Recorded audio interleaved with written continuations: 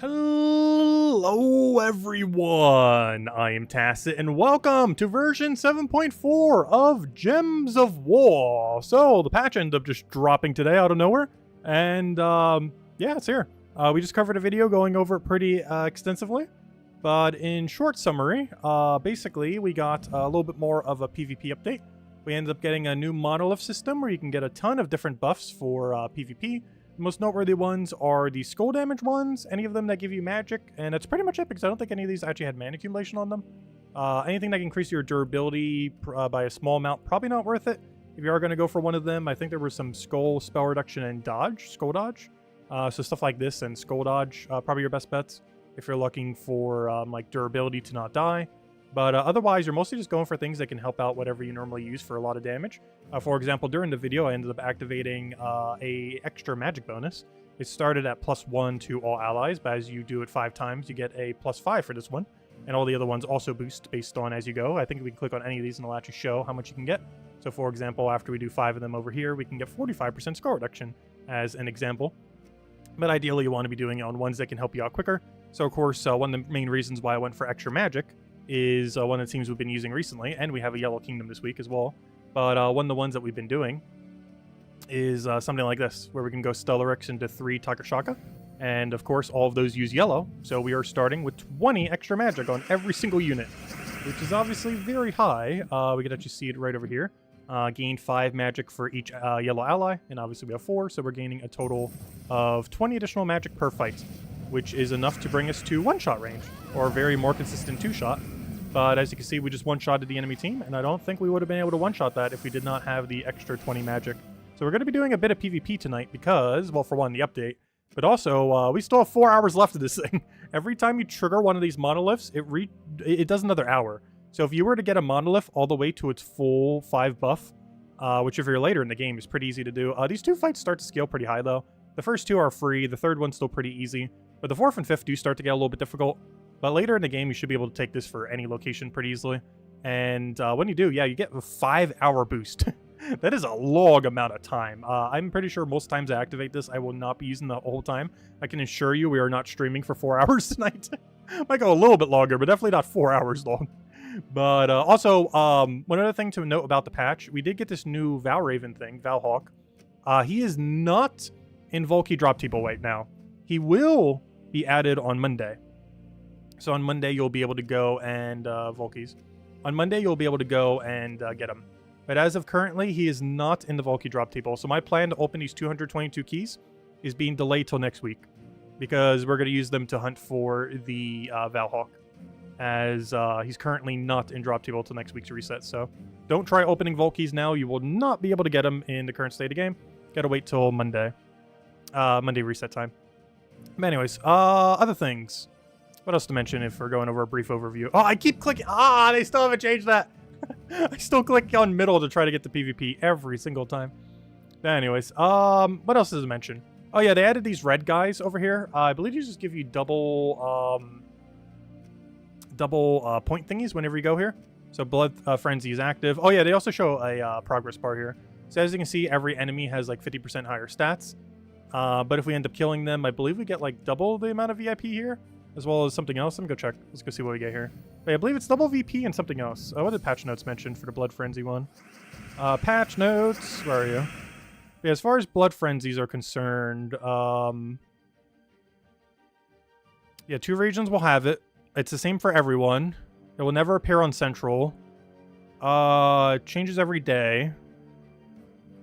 They have 50% more stats. Alright, here's what I want to know. Blood Frenzy regions will give you double victory points and double silver marks if it's in the Blood Frenzied area. Though you don't get to choose where your silver mark thing goes. But if it does go to a Blood Frenzied area, you can then take it for double. But also, if it's a really bad team on a given week, it's going to be really slow to run it. Also, I'm not sure if this is the quickest team we could even run here. We're just scrapping something quick together earlier. Oh no, we just full missed a wand. Oh, that is so bad. Luckily, these things man accumulate for themselves a bit. But hello, everyone! Let me go through all the hellos. Oh, we're about to lose this fight. Should put hero somewhere in between so we can kind of tank for it a little.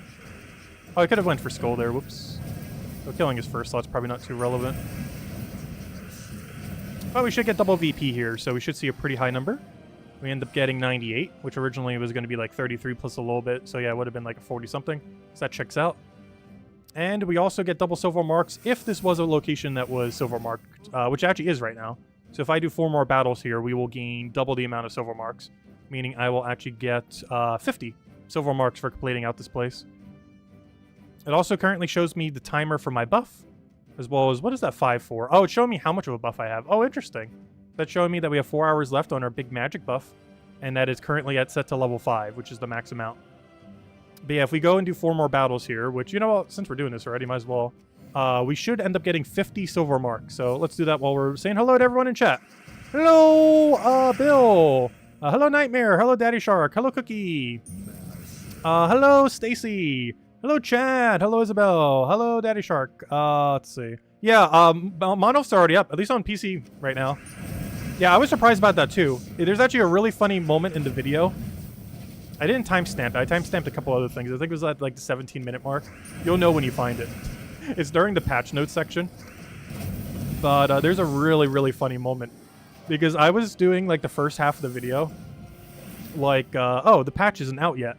And then I randomly go and check something. And then come to the realization that, wait, we're already in 7.4. Does anyone know when it hit? Did it hit like literally an hour ago? Because that means it would have hit like almost right when I went into the game. Which would make sense why I didn't notice it. Because it probably like pre-downloaded. But if it's been out for a couple hours, I should have noticed that. But it might have been like right before I went in.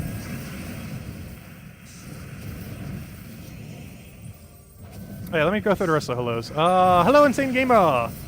Hello, Chad. Hello, Miss Insane Witch. Hello, Sonny. Hello, yeah. Hello, Chad. Hello, Supernova. Hello, hoping that's hello too. Hello, Koopsta. Hello, everyone else. Welcome, welcome. All right. Oh, Wish Gem. Everybody destroyed if we actually get some mana. Oh no, he got one of them. I'll take the other then. I didn't even give anything good mana though. There we go. That's what we want to see. Full team, full mana.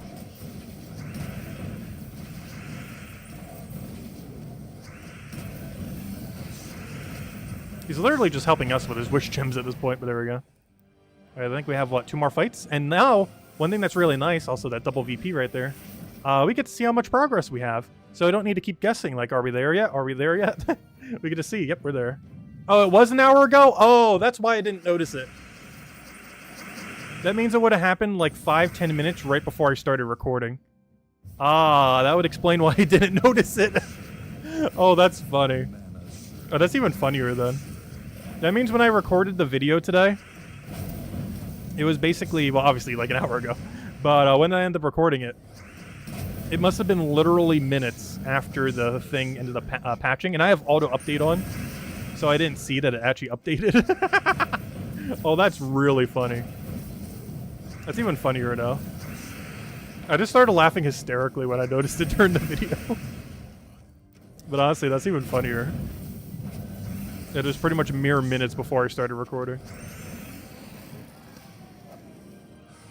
I think we only need 1 more, and then we can see that we get double silver mark here. But yeah, the only bad thing about this patch, even though there are a bunch of stuff that we can infinitely grind immediately, which we will be utilizing because I have a PvP boost right now, so might as well utilize it. Actually, one of them that we're using right now that I didn't even realize it, I didn't even think about that when I composed this team. But this team is pure yellow. The main bonus that we have set right now is +5 extra magic to each yellow ally. So I didn't even intend to do this when I made this team earlier. It's just actually purely coincidental, oddly enough. But since this team is pure yellow, we're getting 20 additional magic to all of our allies for this battle. So it's making it a little bit easier to actually clear through the 50% extra stats, which of course is the whole point in the Monoliths. As it currently stands, there isn't too much to really use them for, or the double victory thingies that you get. Mostly because you'd want to compile them for when we actually get seasons. You're going to want to hold up onto pretty much every single doubling you have. Because I didn't actually show it yet this stream. But we got a new doubling token. You get them from doing your Monolith battles. If I could ever get my free Val Ravens. Actually, has anyone found your Val Hawk yet? I am like 20 battles deep without a Val Hawk. Do they exist? Oh, there it is. Oh, gosh, we mashed through it. But as you saw right there, we got 50 silver marks.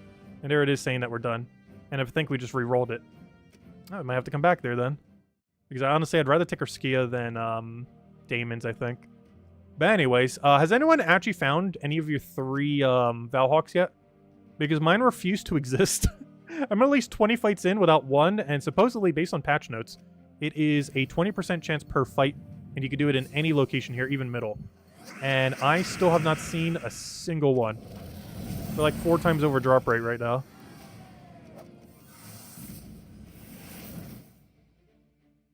Hopefully we find one soon. I want to just see it so I know it exists. And maybe we'll go take it. Oh, there it is. Okay, good. They do exist. Oh, it's red. Interesting. Oh, it even gives me a little thingy here. Keep an eye out for Val Hawk. Defeat it before it flies away. And you will earn... Also, the patch notes didn't mention, but I assume they fixed the runaway glitch that was in last patch. I didn't see any mention of it in the patch notes by name. But I would sure hope that they would have fixed it. It was a pretty big bug last patch. But yeah, keep an eye out for Val Hawks. Defeat it before it flies away, and you will earn extra sigils for the Monolith battles. Keep in mind, even if it does fly away, you can still always, every single day, get 3 of these Val Ravens, or Val Hawks, I should say. You're guaranteed to always get 3. The reason for this is because it doesn't actually tick down when you end up missing one. They kind of work like those Battle Crashers thingies, where you can get like 10 per week. Or 10 per day, I mean. These are kind of similar in that regard. That you're actually guaranteed to always get 3 as long as you just do a bunch of PvP fights. And they should appear about once every 5 fights. Though that just took us like 21 fights to find this guy. And you just kill him and we should get 2 of these little sigil things. There are 2 ways to get the sigil currently. So we just got 2 Monolith sigils. For the most part, I would say to stockpile these for later and not really use them right now. We did them for the video, and maybe we'll do some for the stream too, just to kind of show it since it's the day of the patch. But for the most part, I would say just stockpile all these for later. But you can do this 3 times per day. As you can see, it just ticks up. Even if this runs away, you will still be able to get 3 per day. Just make sure you just kill them eventually. But even if it does run away, you will still be able to get 3. It does not count against your 3 that you get. But there are 2 ways to get them. One is to do 3 daily Val Hawks in PvP, which should take on average about 15 PvP fights. But it just took us 21 to find one. But obviously, on average, it should take like 15-ish, give or take a bit. But there is a second way to get them. I wouldn't really advise doing this. I did do it for the video just once because why not? But you can get a whole set of 5 Monolith Stones, which is enough to get the full bonus for 5 hours of any bonus you choose for only 10 gold marks. This could be useful in the future if there's like a really good reason to do so. Maybe if you just want to speed up your PvP farming for VP or anything else. But for the most part, I wouldn't really do this. Just stick with your daily ones and just kind of stockpile them for a later point. Or if you do use them, maybe use them like once a week to get all your PvP grind done in 5 hours. And just do one big mega grind every single week to get all of your goals for PvP done all at once. Or something similar. But yeah, you can buy them with gold marks. They're basically cost 1/10 of a deed book. Or half a shiny key, depending on how you look at it. So they are a little bit expensive, but they're a bit, like, they're not so expensive that I would say you wouldn't go for it. But they're expensive enough that you wouldn't spam it that often. But it is worth maybe considering here and there. As it's okay if you go for some of the better buffs. And of course, right now we're basically using the plus 20 magic buff. Which, you know, 20 magic's not a small amount of magic. That's quite a bit. It's not like a deal breaker to not have 20 magic, obviously. And we can get even higher magic if we go skim through all these and try to figure out what the next best one is. Which I'm actually not sure. There's actually some repeat ones too, I just noticed. And I think that's based on what kingdoms we have available on a given week. So the amount of buffs we have might actually differ from week to week. As far as what we have is like our totality of our options. And because some of them seem to repeat, and that's interesting. Like, how much magic do we get from this? Only 6? Wow, that's so small compared to 20. I'm pretty sure we chose the strongest one first. Unless you're going down the skull route. There's a lot of funny things you could do with skull. Oh, so I didn't even think about that. This goes all the way up to 3 times skull damage. And I was calculating it out during the video. I was like, oh yeah, 2 times, 2 times, 2 times. But no, it's actually going to be 3 times, 3 times, 3 times into whatever you're already running. That's going to be a lot. You could effectively hit for like 21 times skull damage or something absurd. Actually, no, let's say you had 3 times. How much would that be? That would be 27 skull damage. 27 times skull damage. So if you normally would hit 100, you would hit 2,700 damage. And it might sound hard to place all those status effects, but there's Elementalists. You could place almost every single one of them. There's one that does 2 times to skull.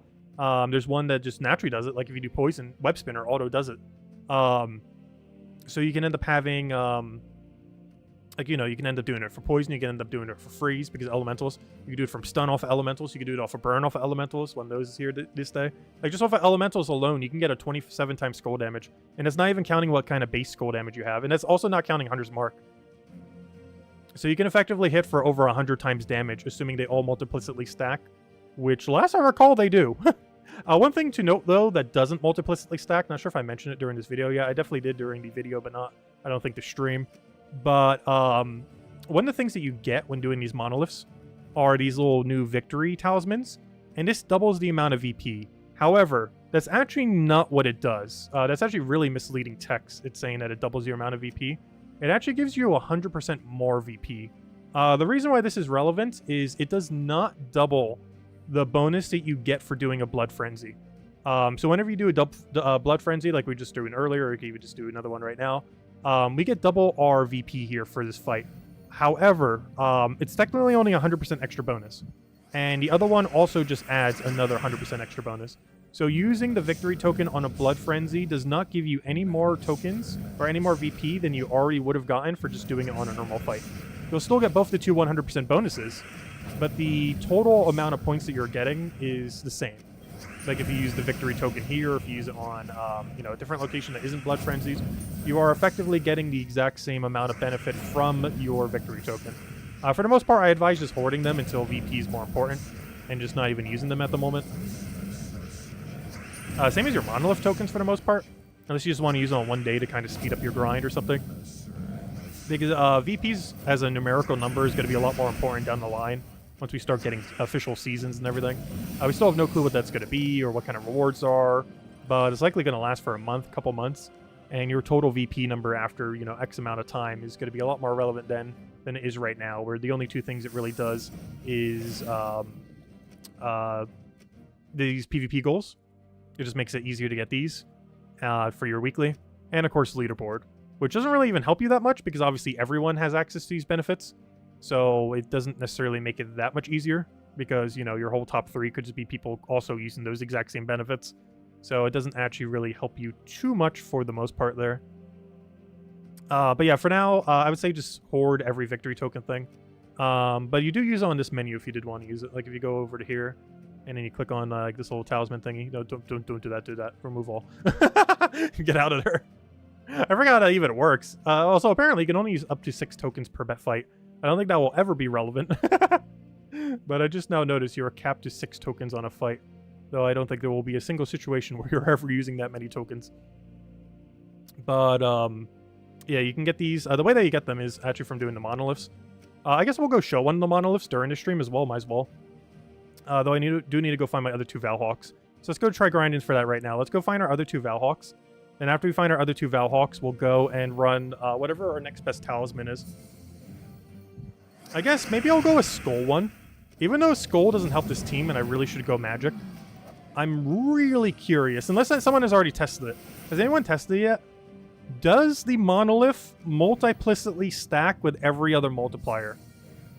So if you're using like Web Spinner and Hunter's Mark and let's say like, you know, some other 2 times multiplier that you can easily apply to it, does that do 18 times scroll damage? Like, how does that work?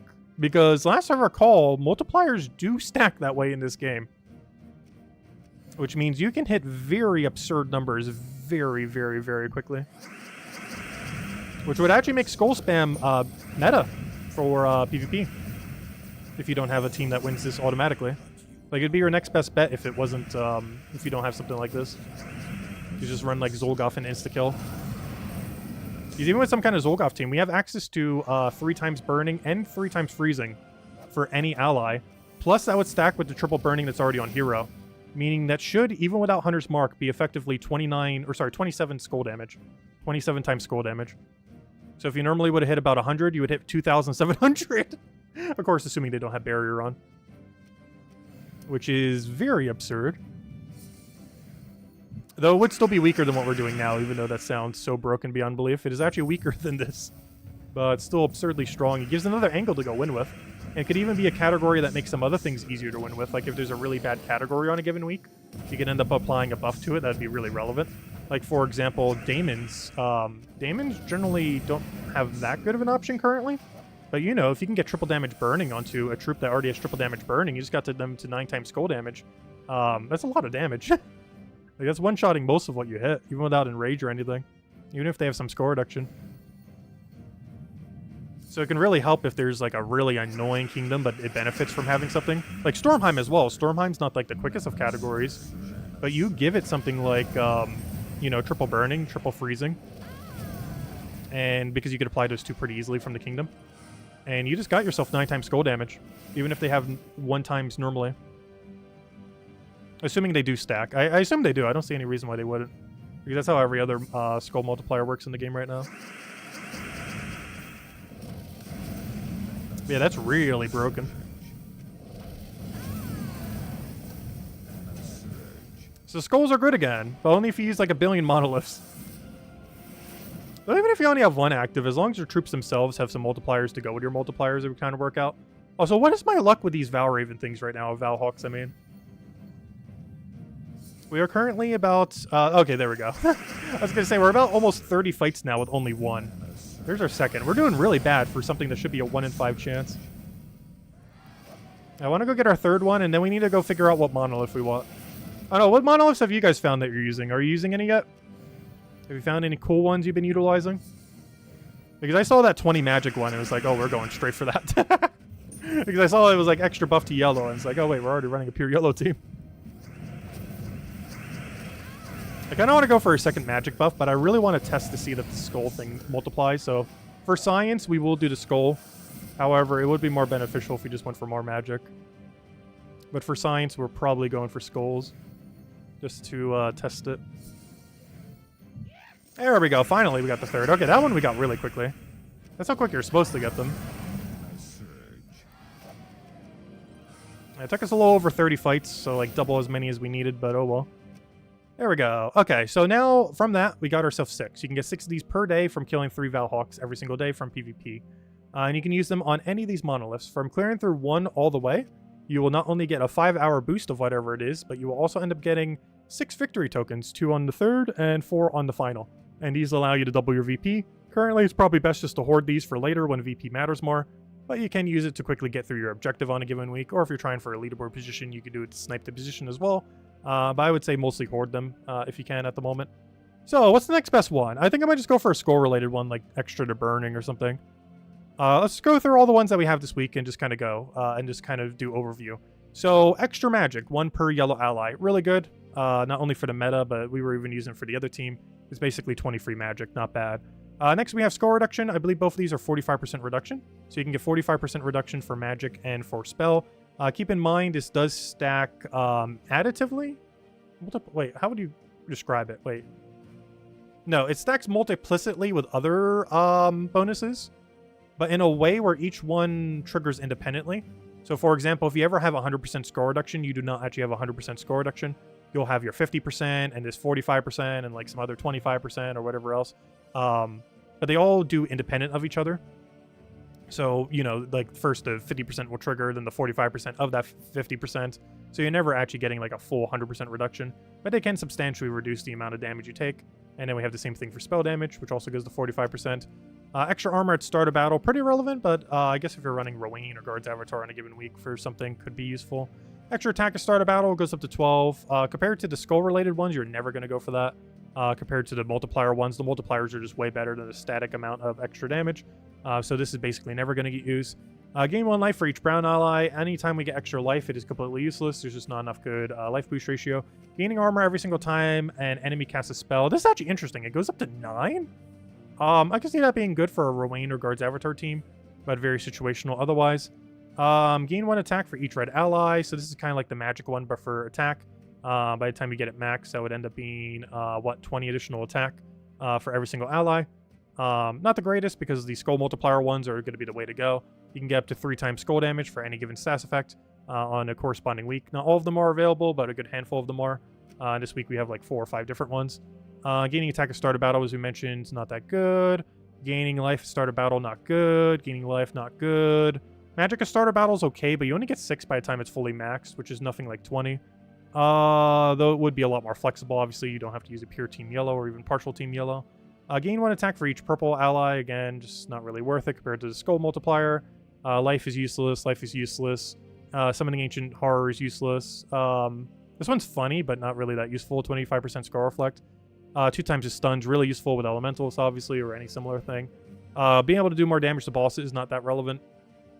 It's kind of funny that this is 3 to 5 times based on Ascension. Wait, that means you can get up to 5 to 7 times. Oh, that's kind of funny. It's even higher than the other thing, but not really worth it.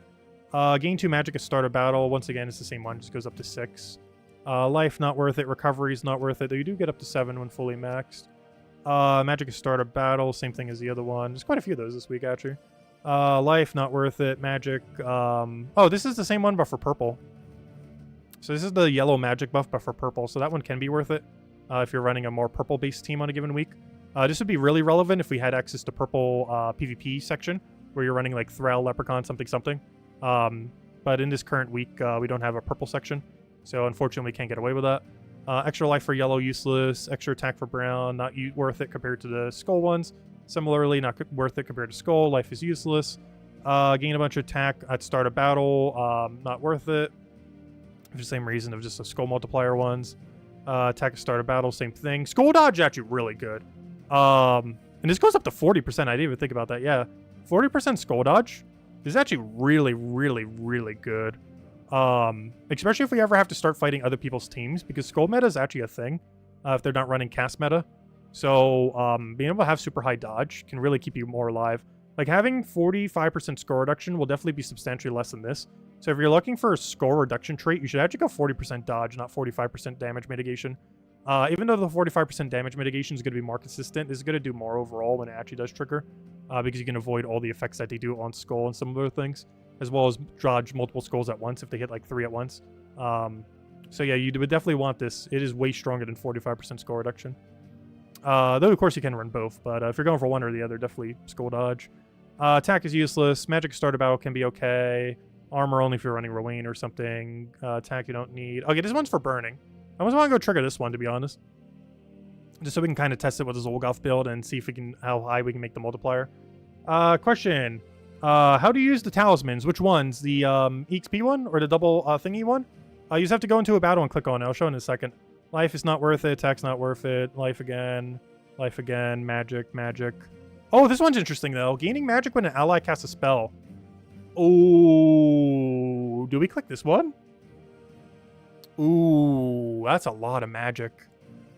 But realistically, how many times are we casting a spell with a team like that, though? Like, if we're winning in, like, 2 casts, is this even worth it? Like, obviously for longer fights, this definitely is. That's a lot of magic. I gotta test the skull thing, though. But this one's really, really good. You get less upfront magic compared to all the other ones. But if you're casting 5 or more times, you're already exceeding every other magic buff that's currently available for PvP. So if you're on a longer fight, this is really, really, really good. But yeah, extra 5 magic per cast. And assumably that also accounts for your current cast, if it's anything like how Arcane works. Because it's basically just Arcane, but plus 5. This actually applies to your currently active attack. And what I mean by that is you'll gain your 5 magic, and then it will calculate out its damage. That's actually really, really solid.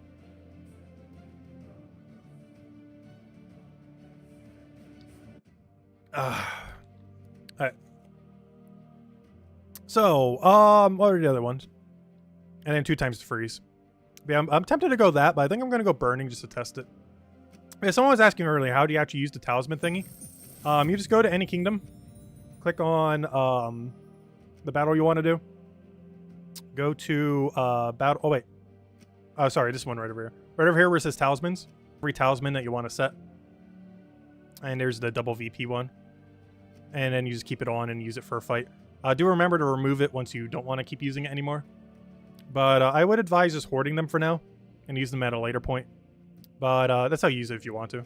You set it right there, go into the battle, and I believe it just stays equipped until you have none left. Or you can remove it when you don't want to use it anymore. That's all you have to do for that. Alright, let's go test something. Double burning. For science, I must see if this stacks with every other thing. I'm gonna go waste 5 of these things right now. Where's the burning one? I gotta test this for science. I must know. Well, let me double check. What are the scum section? Well, we have Damon. Yeah, Damon would benefit a lot from having burning.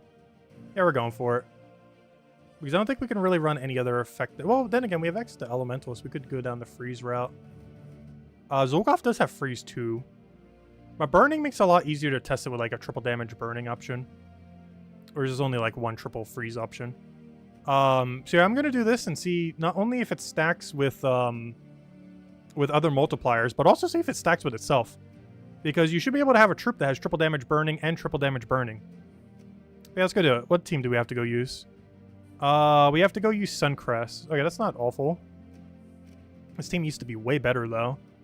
Biggest issue here is, since it is Suncrest, I don't have access to Finesse. So we can't do that. But what we can do, though, is go to Ihi Cattle into Quetzalma. And then just have, like, one other damage source kind of thing. I might even just go down the Queen Zachi route. Do I even need hero? Because Ihi Cattle can kind of just be our thing. Though having Perpetual Yellow Storm's kind of nice. So I'm actually going to put... Also, this will be pure yellow team again. How wonderful. Oh, wait. No, it won't be. Because I might not be running a yellow weapon. Oh, no, I guess I still will. What's this? Doom Sai? Oh, that's that one weird insta-kill weapon. Not sure if that's worth using. I do kind of want to use a yellow just so we get the extra magic, though, to be honest. Then we go switch over to Stormcaller. Then we go switch over to the other thing. What am I looking for here? I'm looking for any weapon that isn't awful that is also yellow. Convert all red to curse gems. Insta-kill. Splash damage. Let's go that, I guess. And then we'll go yellow-brown. +2 yellow, +1 brown, minus something we don't use. Unfortunately, I use all that. Wait, what color are we not using? We're not using blue. Show me the blue banner. Extra green, extra... Really? Okay, well, fine. We don't have much of a selection here, but we'll go with that, I guess. Yeah, you can use High Priestess for Yellow Storm. There's actually two things from this place that have Yellow Storm. One being the hero, the other one being High Priestess. But basically how this works is every single time we do this, we get now a new multiplier thingy. Oh wait, I guess to test this... Oh wait, I forgot. I could always just test a bunch of individual ones. Oh no, I kind of want those victory tokens. I kind of want to go all in on one. But yeah, I forgot. We could also just set a bunch of individual ones. And just get them for their initial buff. But what fun would that be? I want my victory tokens. Yeah, we technically only need to do this once to really test it. So you know what? Maybe I will only do one right now. Because we're only testing it for science. I'll save the other 5 for later. Because this is just for science purposes. Alright, let's go test science. I don't know. It just seems like such a waste if I don't go all the way. You know what? We're going to go all the way. I can't just use one. It just feels too weird to only use one. Alright, let's go use 4 more. You can't use Finesse. It's Stormheim restriction. Or not Stormheim. It's Suncrest restriction. And the Guardian is Strix, but it is not from this kingdom. It's from the Guardian's kingdom. So we can't actually run it here, unfortunately. But otherwise, we would be spamming quite a bit of Finesse. But we actually can't run it based on the restriction.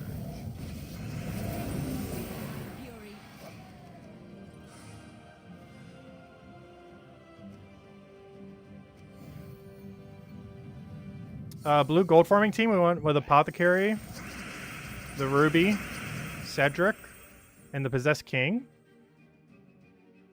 A Thief for Archmagus with blue-green. Interesting. So using Apothecary then. I haven't used Apothecary much lately. She used to be really meta. I just kind of stopped using her for a while now. Mostly because there's other cleansers that tend to get used. But still really strong. Yeah, we're gonna clear through this 5 times. I just realized though, I should probably get like a second Zachi or something. Because we're depending on our first slot, who can easily die as our main damage source right now. Which is probably not ideal.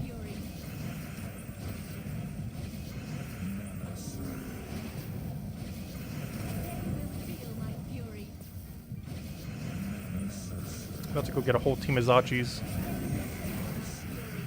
I'd just get rid of Quetzalcoatl, to be honest. It likes to loop, but, wait, what level are we up to, by the way?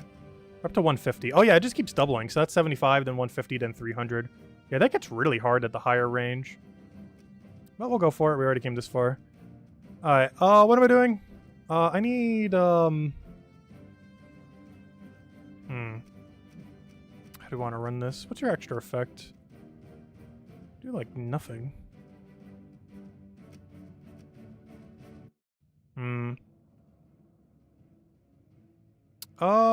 What does High Priestess do again? Damage to all enemies boosted by yellow, gems. Bless all yellow allies. Honestly, that is going to be more damage than our hero. And we're not really using too many of the other perks. And I'm considering just dropping Quetzalcoatl for second Zachi. And then tanking with one of those two Zachis. And that'll be our team. Like something like that. I guess we could also still put hero there, but... actually, if we were, we could probably put it in first slot, but... Oh, no, we'll just leave it like this. I don't think we get too much of a bonus from having 4 times Strix compared to 5. I mean, 4. I mean, 4 compared to 3, I mean.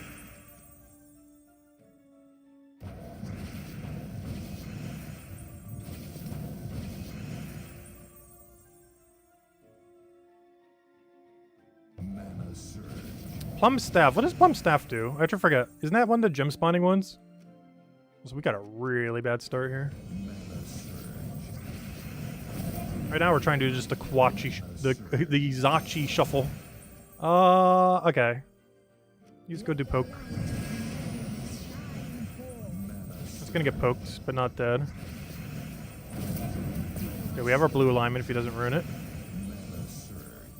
And you get the other one to full mana.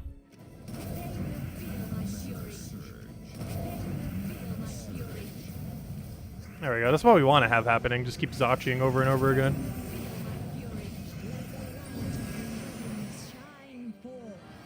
Alright, one more fight. And then we'll go test what this burning thing can do. Alright, so this battle's going to be a little bit annoying. I should honestly just go my own Quetzalcoatl. I'm going to run it as first slot. Yeah, that should be fine. We're going to test Quetzalcoatl's 20% revive that never wants to trigger. See if it actually wants to today. So Quetzalcoatl, we just target whatever's most populated, which I think was actually brown there, but well. All you have to do is double check what it is here. And as we see, it's brown. Because obviously you can't get rid of yellow. And just kind of rinse, repeat. I'll take that over. The problem is it does so little damage. Even with 20 extra magic, it's barely doing anything. But it's still damage. And very free damage at that. It looks like red is really populated. Oh, looks like brown is very populated. Don't even need to see the board to know. Look at whatever number is bigger.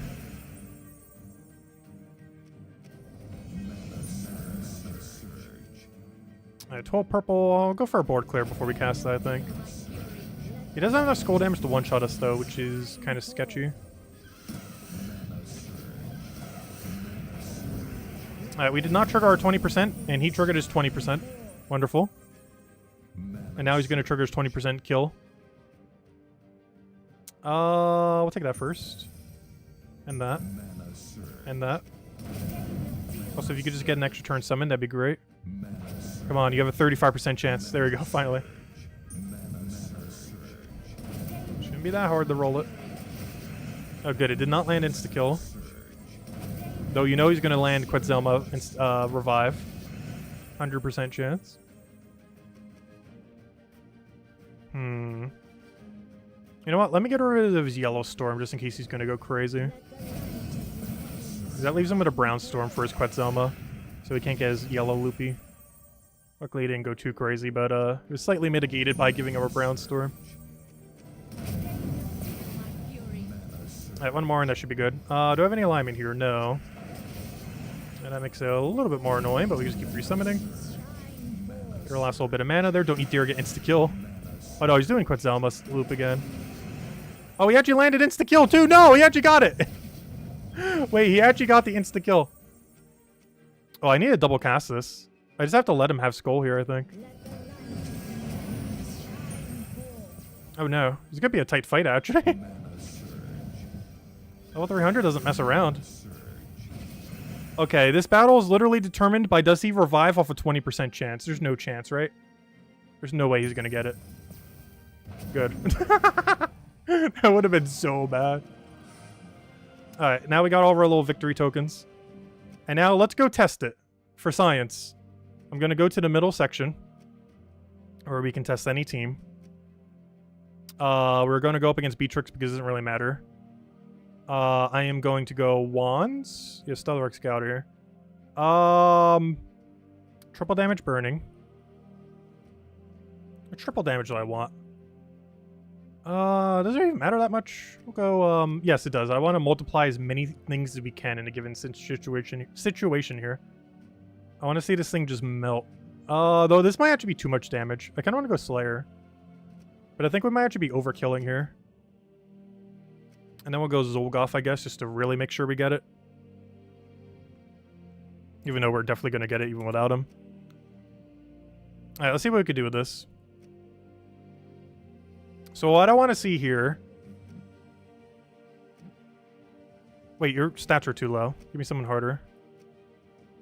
No, Leona's Tower, you have immune!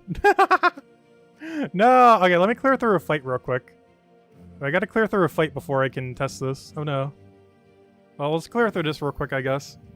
Alright, this one's not for science. I need someone with higher stats. Well, these people have such low stats, I can't even trigger like a 9 times extra damage on them. Properly. So I kind of want something with Hunter's Mark, but honestly, we could just test off Enrage. We're already going to have way more than enough damage.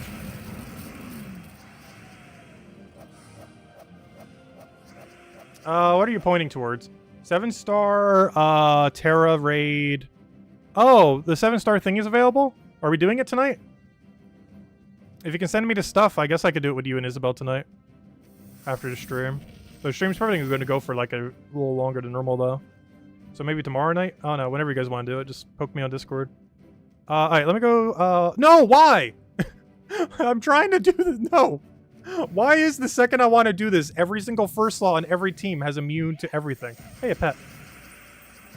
I'm trying to get a battle that doesn't have immune to stats effects. And so far, every single leading troop in every fight I keep clicking on. Because I need them to have enough stats that they don't die to like 18 times skull damage instantly. But also not have immune to everything. But every single battle we keep getting is just all immune. Yeah, let's try this again.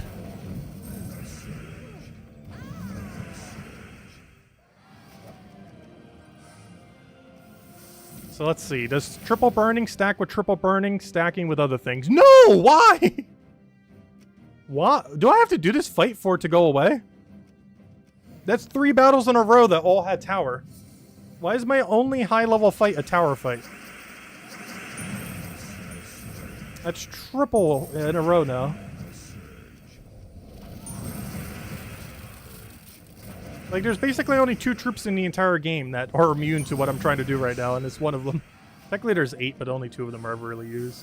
Enrage, Carandera, and Tower. No, it's still Tower! Okay, I think I have to do this fight for it to go away or something. Fine. This team will still kill it pretty easily. Even though this team is meant to be hard counter to what we're using right now. Because this is an old meta defend team, but this is an old meta offense team too. Just making us countered by his old meta. Because this thing has immune insta-kill, but this thing is stealthy, so I can't target it directly with Zolgoth. So I have to kill this thing with Skull and then kill that with Skull. Makes it take a little bit longer. But then after this, hopefully, we do not have a tower there, please. Show me the not tower.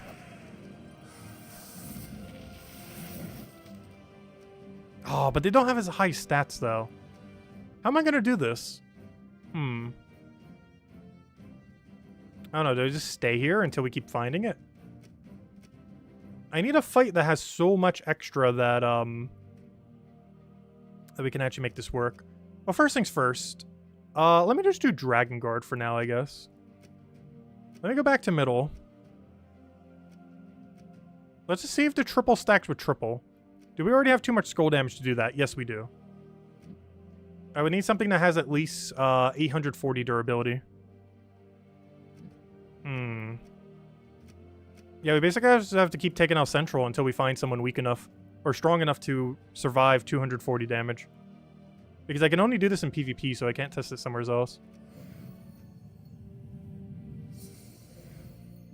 What are the goal and rewards of Monolith? Basically, to accumulate a ton of them for next patch. But, basically, they just help you get more VP.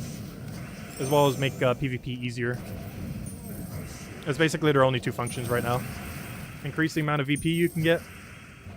Which is more so relevant later down the line, not really right now. Which is why I would suggest hoarding most of the victory things and stuff.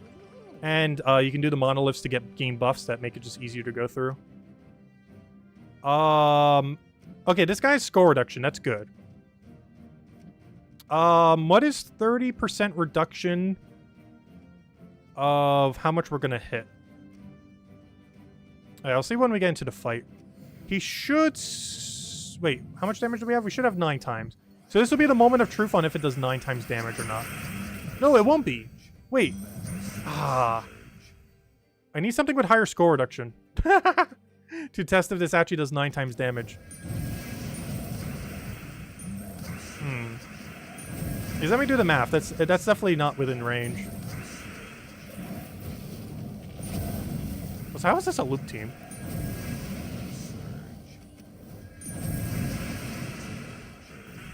Alright. So how much damage do we have right now for doing 9 times? Because we have triple damage burning and triple damage burning. Which means we are doing 9 times 80. Which is... Actually, why am I getting a calculator out for that? That's really obvious. That's 720. Yeah, that's... Oh gosh, I need something with absurdly high score reduction.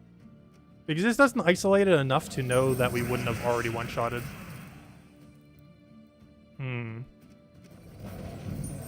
Because I need something that I can test to see if it does 6 times damage or 9 times damage.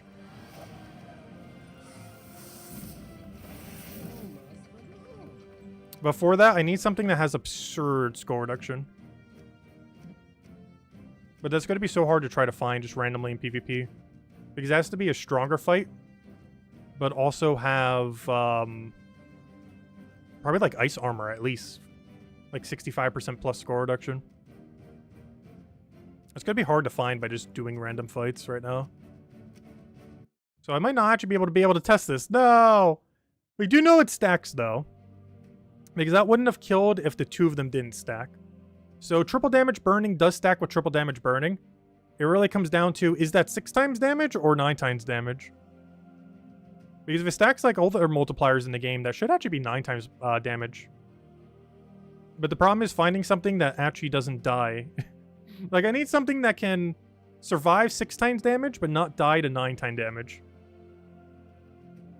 Or, actually, no, I just need something that can survive 6 times damage. Wait, what if I go here, actually? Hold up. Wait.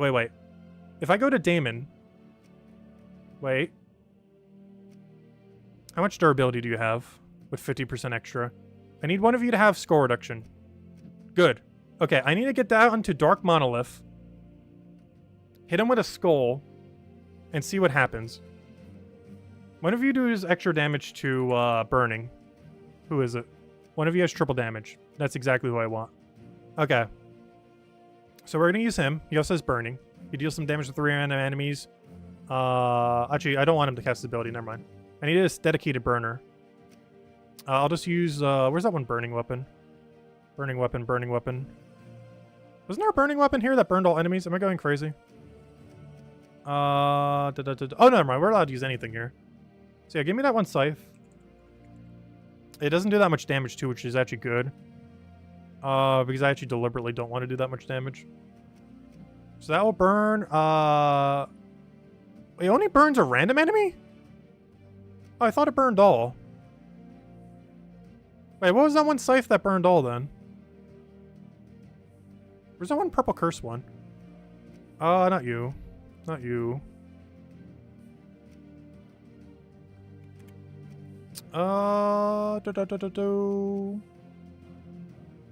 Where's the weapon I was just thinking of? It's literally from this place. Yeah, Fiendfire. There it is. Oops, I did not mean to replace that, though. Oh, never mind. I replace hero. Yeah, curse and burn all enemies. There we go. Alright, now I just need some mana accumulators. Well, here can mana accumulate to any degree that isn't useless. And then we can officially test how it works. This is the whole reason why we even went for this one. Alright, what's our best mana? You don't have any power here, do you? It's not good ones. Though we do have a lot of convert into purple. Oh, I don't want to give him extra attack, though. I actually want to, if anything, reduce his attack. Brown to purple. Honestly, I might as well just go both the 2 purple ones. Blue to purple. Brown to purple, blue to purple. We're not trying to win hard. We're just trying to, My biggest concern, I guess, is my first slot dying before we can actually do his thing. Is I'm deliberately trying to kill out the front 3 without doing anything weird to the back of the team. Because I don't want to hit Dark Monolith at all, while very quickly killing the other 3. Alright, brown to purple. Do we have alignment? No. Blue to purple. Do we have alignment? No. Actually, there's almost none on the even on the board. Oh, blue to purple now, though. So we'll go blue to purple. He's burned, so he's dead. He's basically marked for death now. Alright. Fiendfire I gotta hold. We want to cast Fiendfire as late into this fight as we possibly can get away with it. Brown to purple does do something, so we will go for that. He's not burned right now, so I can't do 1 billion damage to him. Unfortunately. I can't do anything over there either.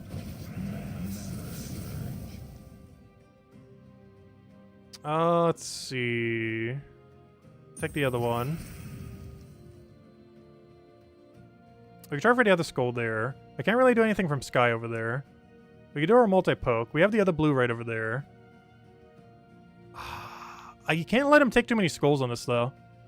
I might just have to use Fiendfire now and just go for skull, skull, skull.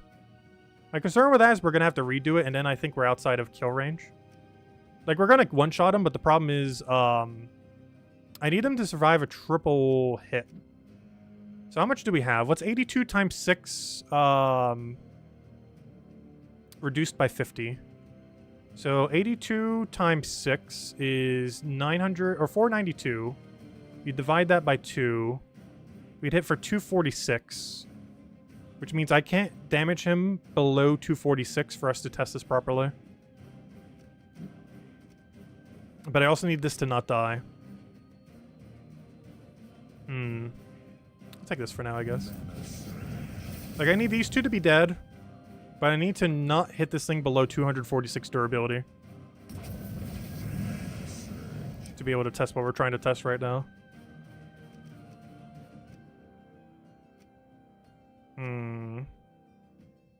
Hello, Chris, by the way. Welcome, welcome. Hello, Chad. Hello, Mr. Z. Hello, Humberto. Ah, da da da da da da da da da da da da da da da da da da. Yeah, da da da da da da da da da da da da.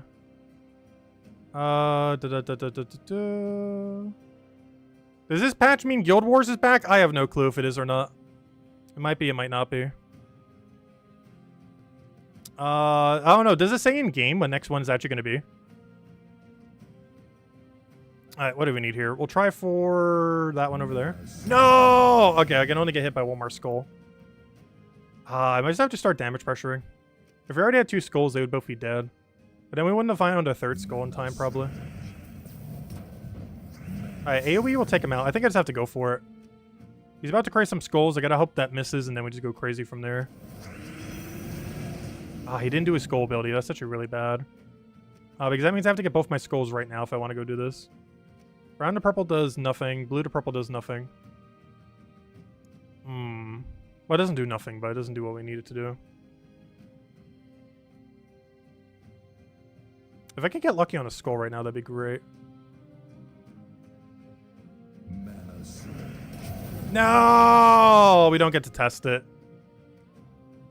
I guess I could have given triple damage burning to Hero just to have a backup. Actually, we already over-damaged him, didn't we? Because we had to keep him above 246, and he's at, what is that math right now? Yeah, I think he's slightly below 246. Yeah, we might just not be able to test this right now. It's hard to do when our attack stat is this high. I need my attack stat to be lower to properly test this. We actually have too high of an attack value. Because we're overshotting by a mile and a half. But I assume they all do stack. Though it is becoming very difficult to test that right now. Is there any troop in the game that lowers your ally's attack value? I know there's enemies that can. I don't think there's an ally who can, though. Because I need to take my attack value and reduce it down to, like, anything. Like, not 0, but... Actually... We could test it with 0. Hold up. Let me go get Leshy. Wait, I got a plan. If we can take an extra turn Skull... and isolate a 4 times or a 5 times, we can test this with any amount. I just need Great Maul to not devour us. But I got a plan. We go Leshy. We go, goodbye everything. So I only need, what, 3?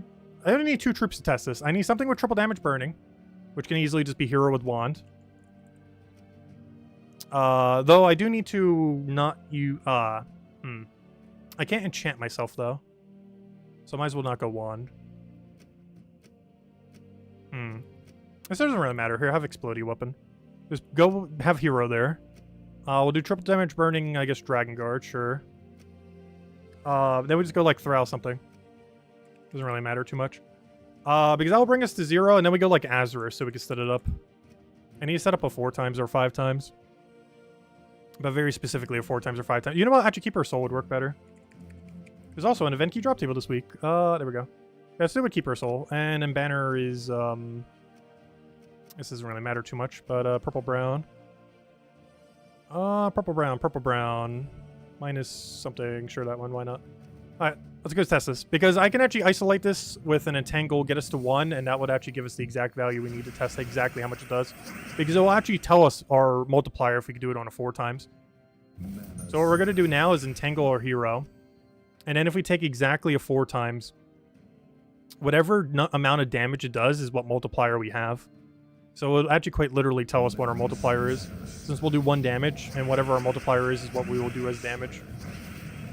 So it'll work out perfectly. Though I do need to go get full mana on the other guy. Let's explode for now. Just need a little bit of purple. Alright, that's everything we should need. Now at this point... Oh, I do need to drop Enrage, though. I do need to get rid of Enrage because we'll mess with our number. Alright, now all I have to do is get a 4 times.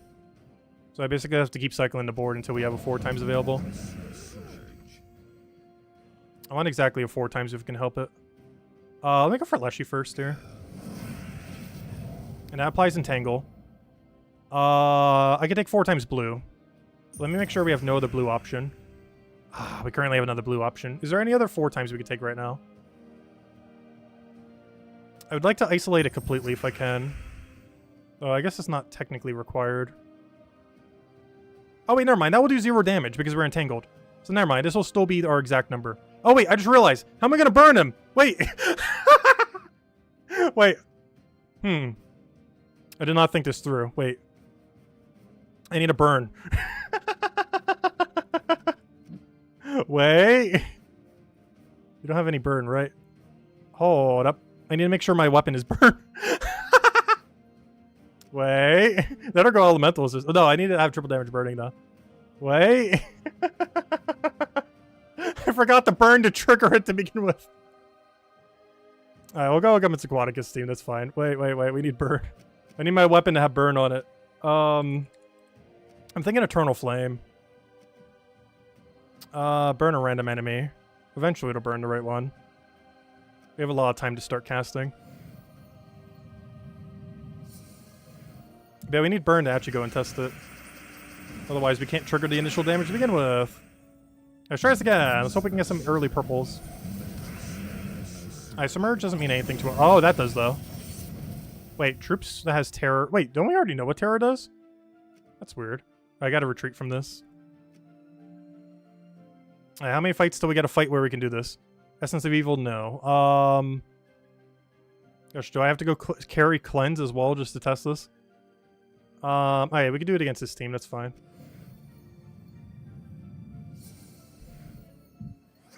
Alright, we will figure this out. Oh, I kind of want to do it with a Hunter's Mark too, just to test both of them too. Well, we'll test one at a time for now. Alright, now we just need to get this thing burned.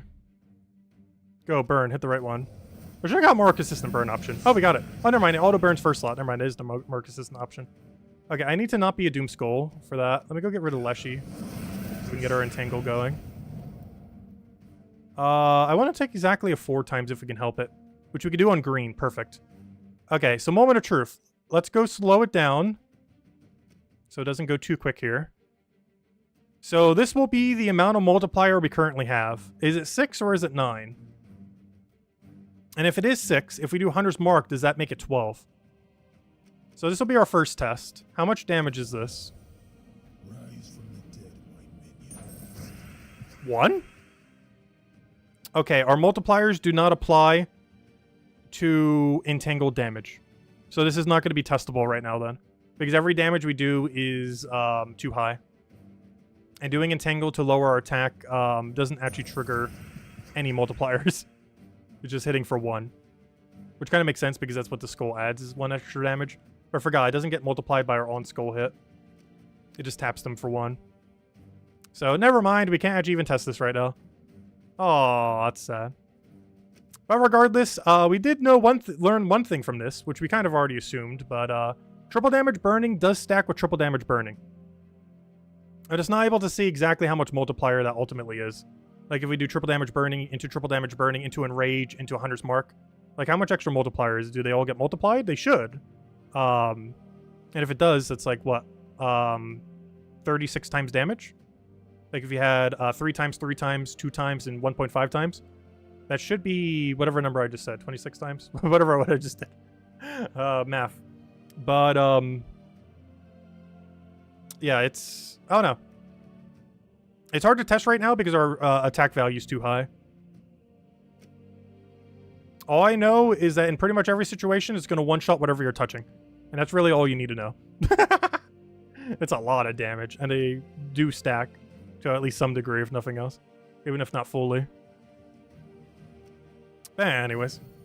We still need to go do all the dailies. We should probably do that. We're almost like an hour in. I also haven't even handed out a single code yet. Also, we are still on 1-time speed. I should probably go fix that. Alright, here you guys go. Here's the redeem code to use on gemsofwar.com for the game code section. Also, these are our last 2 big codes we get to hand out. By the big ones, I mean the extra gold that we didn't get the other month are still in these codes. So there's almost like 5k gold in them. But here you guys go. Enjoy. And we'll have another one in a little bit. Alright, anyways, I guess we'll go clear out some dailies now. We've kind of been doing a whole hour of just 7.4 stuff. We haven't even touched any daily so far. Alright, we gotta go complete a delve. We'll start there, I guess. Get our XP booster out of the way. To the delves. Let's do a quick City of Thieves, I guess. Also, of course, all the multipliers that we were just testing, they only work in PvP. Like that double, triple damage burning that we have right now. That only applies to PvP, does not apply in any other game mode. So for something like this, of course, we do not have that bonus. Only PvP.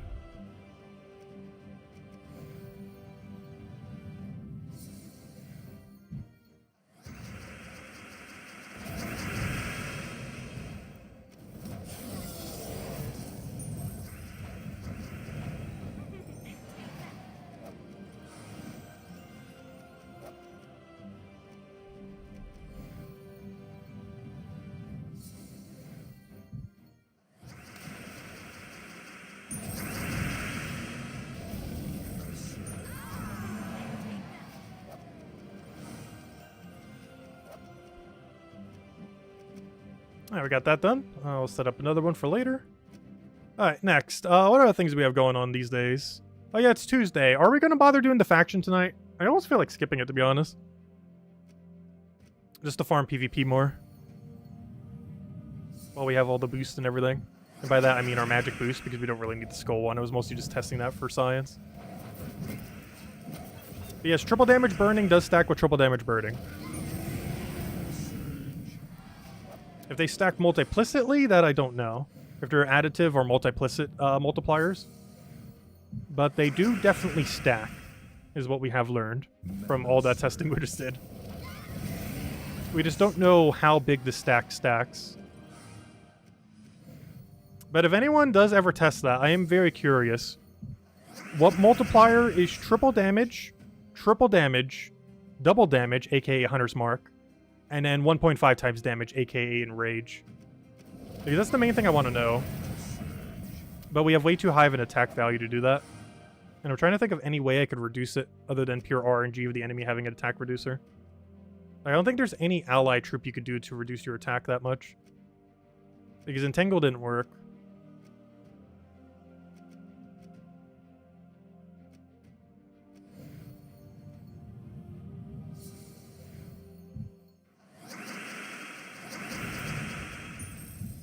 That's not a waste of time. I'm also just trying to see for future reference. Because it would be relevant to know at some point. Like, currently, the amount of damage it does is so one-shot that I can't help but to one-shot. Even if it's the lowest possible multiplier of the situation. It is still absurdly one-shotting. But we will eventually have situations where that will be relevant.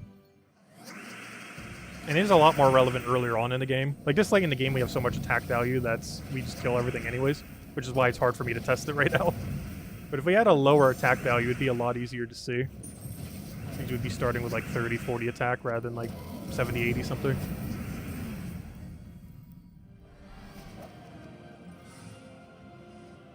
Why do the test with Entangle? Because I was trying to isolate it down to 1 damage. But I forgot that the 1 damage just adds 1 damage. It doesn't actually apply your multiplier. Because I was trying to do 1 damage and then have that 1 damage get multiplied, but doing it 4 times actually just adds 1 damage to your skull damage. It does not actually multiply all your multipliers. Banners actually work in the same way.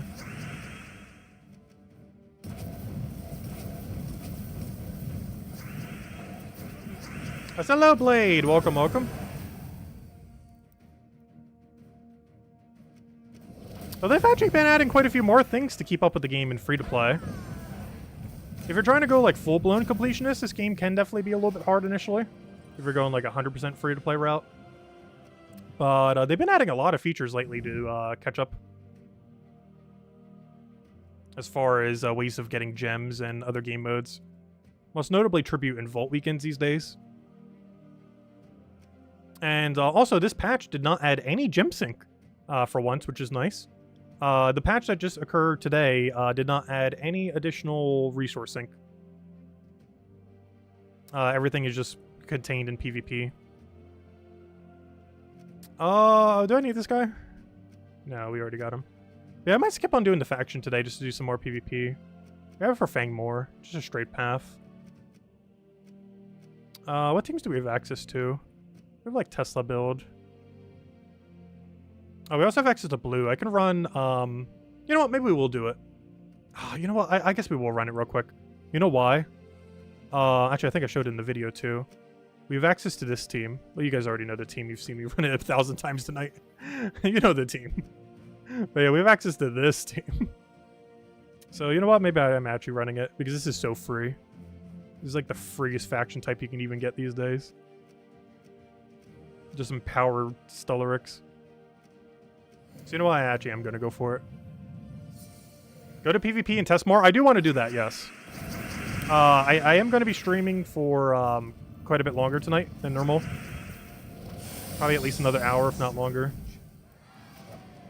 And we do technically have a PvP boost for Magic for another 3 hours, if we want to utilize it. Are we going to be streaming for 3 more hours? No, definitely not. That'd be like midnight my time.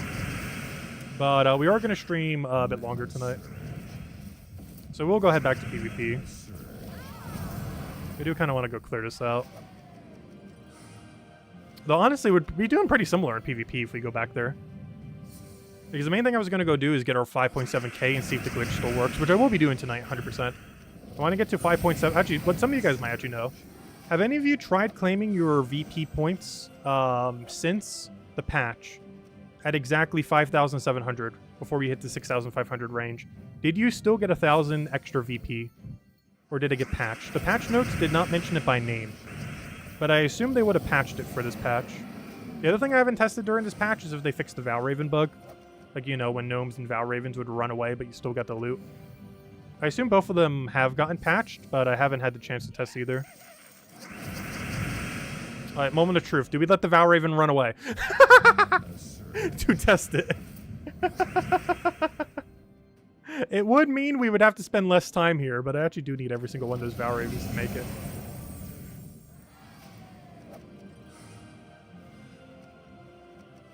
If we're gonna test it, we're gonna have to test on something cheaper than that. This worth like an entire orb.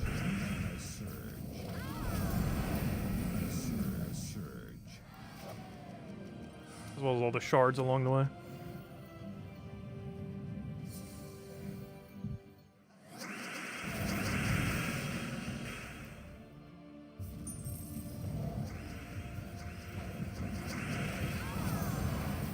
Stellarex covers all covers. You want to know how high magic it can earn if it got all the buffs activated at once? Well, that would change from week to week.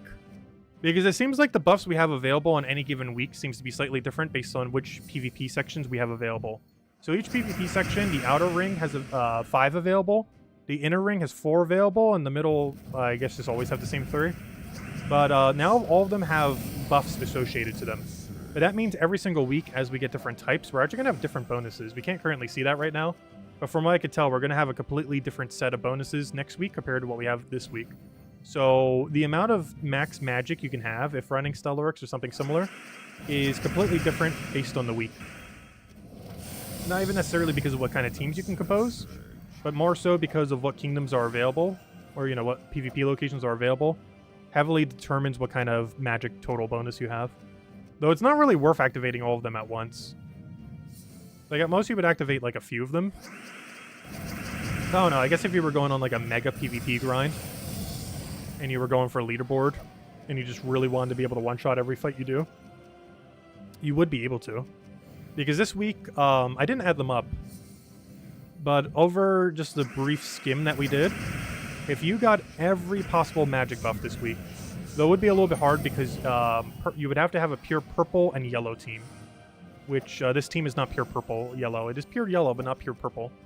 But if you had a pure purple and yellow team and used every magic buff this week, you would have just under 100 extra magic. Because you have like at least 8 different 6 magics and 2 different 20 magics, plus 5 magic per cast. And that 5 magic per cast should trigger before it calculates your magic. Which means if you're doing 100 magic damage, it would go to 105. And, you know, that's technically 10 damage, or actually more than that for Stellarex. Because it has 3 times its magic as damage. So that'd be like 15 extra damage per cast for it. But yeah, the max this week seems to be about 100-ish. But it's kind of hard to build the team that you would need for it. As building pure purple or pure yellow is easy enough, but building both together is kind of hard. But if we have a week coming forward that's going to be like pure yellow and pure red, and then also have all the other magic stuff, and that'd be a lot more useful. But as it currently stands, there just isn't really a need to do that. Like, even just using any of the amount of buffs right now, which we will be utilizing once we go head back to PvP. But it's just not worth it until they add seasons. After today, because I mostly just did them today to test it for the video and the stream we're doing now. But after today, I'm not spending a single one of those things. I'll be getting the 3 Val Ravens every single day, or Val Hawks, I mean, which will take on average about 15 PvP battles per day, so that became a daily now. Though it's a pretty optional daily, you can just ignore it if you don't want to do it. But we're going to start doing that now. And when we do, I'm just going to hoard them. I'm going to hoard them for 7.5, I'm going to hoard them for 8.0, whatever they're doing. Because I kind of want to hoard them all until we get whatever the seasonal content's going to be. Because they're going to be adding seasons. I'm not sure if they're going to be every month or every few months or, you know, however long they are. Currently a season implies 3 months, but, you know, seasons can mean anything when it comes to a game. But, yeah, I want to see what the season system is. And that's when VP points are actually going to matter. And that's when all of your stored Monoliths tokens, as well as your double VP victory thingies, are going to matter. Because right now they mean very little. The only 2 things you can use them for is for the 6,500 minimum you have to do every week, which is already pretty easy to get. But if you want to make it a little bit quicker, you can use them to make them quicker. And the only other thing you would use it for is to try to get VP. But the only thing VP does in the current state of the game is get you top 3 leaderboard. It doesn't do anything beyond that currently. Oh, that and the, you know, 6,500 thing each week. But aside from those two things, it doesn't do anything. Whereas in the future, there'll be a third thing that'll get used for. And once that third thing is available is when you'd want to go dump all of them. But it's not coming until 7.5 at the earliest, possibly even later than that. So for now, we hoard them. Could I test a defend team? Is there even a way to test defend teams? I think the only way you can test it now is if you... I think it's based on what you have as your middle kingdom in PvP. If you do a battle there and change your team and then do a battle, and then you try fighting a guildmate who did that, I think you can then fight that team. It's really clunky right now how you do it.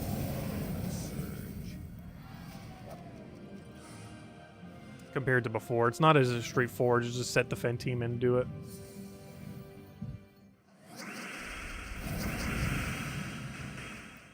So why does it feel like we've been missing so hard these last few turns?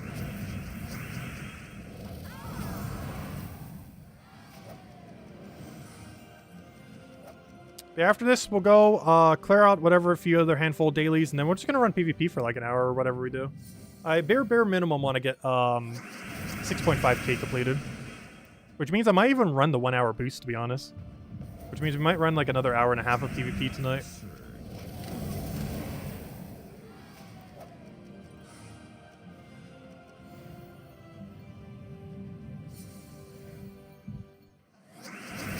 Because I want to go test to see if the 5,700 glitch still works. And then since we have to claim it to do it, we would then have an hour boost, so we might as well go and do it then. Yeah, tonight we're probably streaming for like 3 hours total, probably, by the end of it all.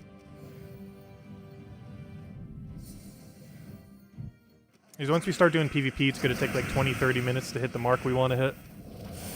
And then an hour to go use the boost after. It's still going to take us like another 10-15 minutes to finish dailies. But this one definitely be the most time-consuming one, of course. So it's pretty straightforward this week, luckily. And if you don't have this, just run Tesla. Tesla Quick Kill.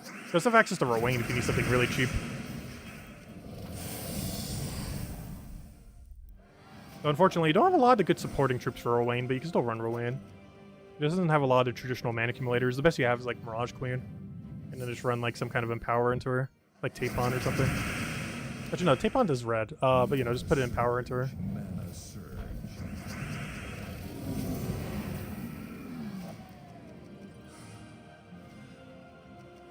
So we should find one more Val Raven soon. And we need that, otherwise we won't have enough sigils. Which is why I didn't want that other Val Raven to run away earlier. As even though we could test it for science, I kind of need it. Otherwise it would make doing faction kind of pointless if we don't get it. So we need to get to this last little bit of better rewards.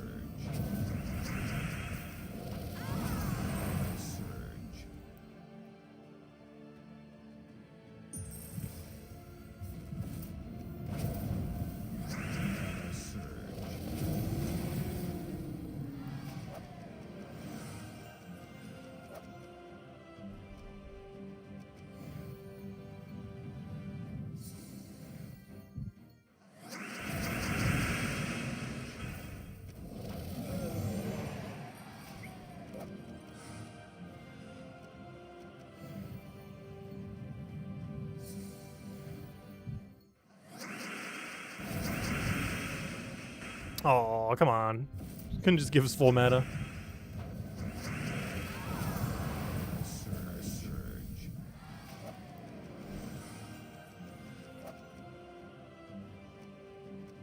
Alright, we only have, what, 3 more floors? 60, 70, 80. And hopefully multiplier should be good enough here that we shouldn't need any extra. And surprisingly, we're still at one-shot range. It should fall off in another floor or two. Or will it? Depends how much magic bonus we have.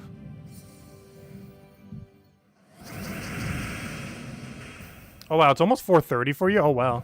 It's really late.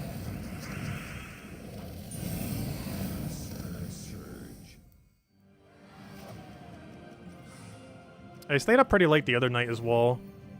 Which is why I didn't even notice the video thing until like way later into the day. And during the day, I was mostly around waiting on the air conditioning people. They check on it, they do maintenance on it twice per year. And today was one of those days. Let's just to make sure everything's working with it.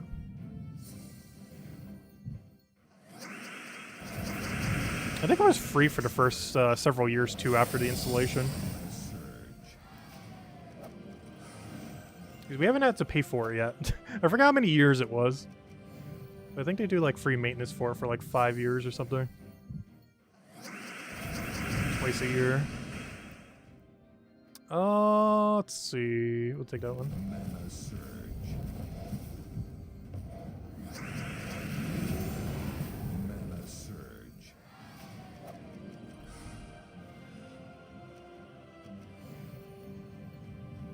Is it worth it to spend gold marks to activate buffs? No. Unless you're trying for leaderboard or some other thing. I would not advise it. I only did it once during the video earlier just because we were getting really unlucky. But I wouldn't really advise doing it ever. Maybe once we get leagues and the league rewards, we know what they are and see if they're worth it. But as it currently stands, there is basically no point in even using them at the moment, let alone spending more to get more. And there's no cap on how many you can do, so whenever we do need more, you can just throw as many as you want later. But as it currently stands, I would not spend any gold marks on extra fights for buffs.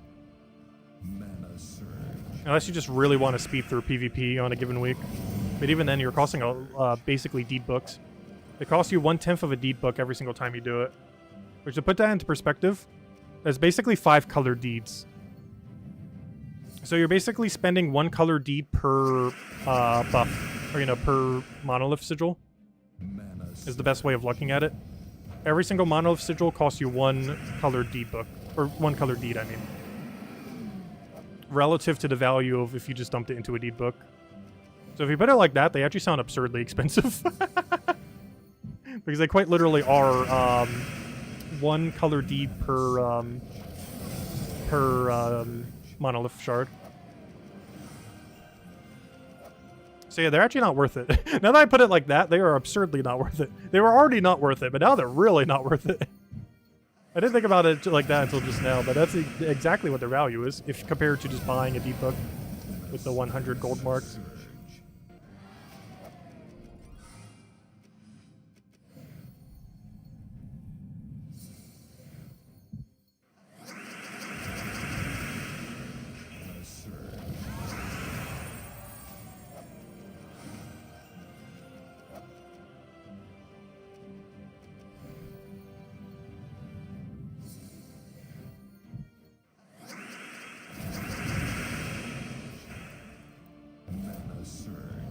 Is the other reason why the golden pets aren't that worth it currently?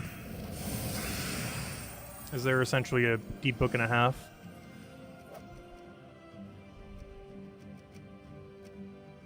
And also why the pet orb is not worth it. But that one's a lot more obvious. Even if it only costed gold marks, for how many gold marks it costs, it's the same as a deed book, so there's no point in ever buying them ever. And that's assuming it didn't also have a silver mark cost. I'm surprised they didn't update that for this patch. Because they must have data showing that, like, literally 0 people have clicked on it. Or something pretty close to 0. Like, I'm pretty sure half the people who've ever clicked on it did it on accident, if not more. Like, at least 70% of people who have ever bought in that offer did it completely on accident.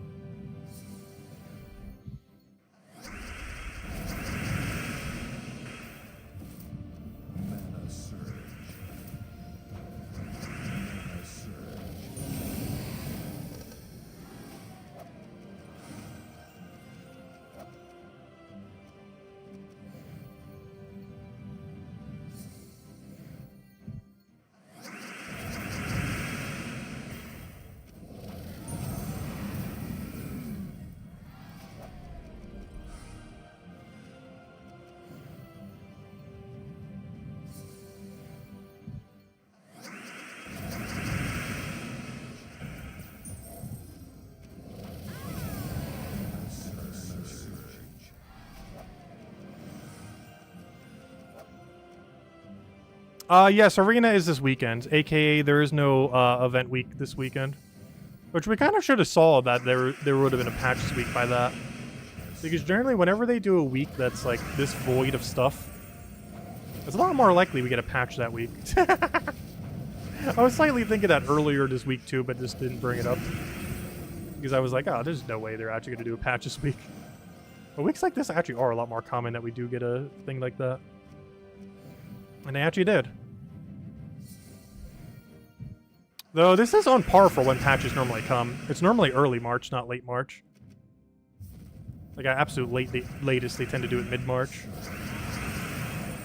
This patch came pretty much just on time as it would any year.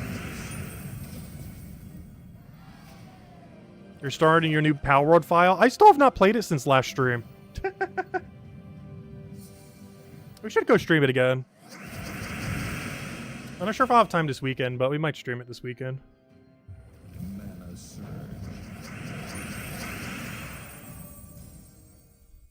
That and Old School RuneScape's getting one of its biggest patches of the entire year in like 2 weeks from now. So I might stream it then as well. What day would that be? It's the 20th.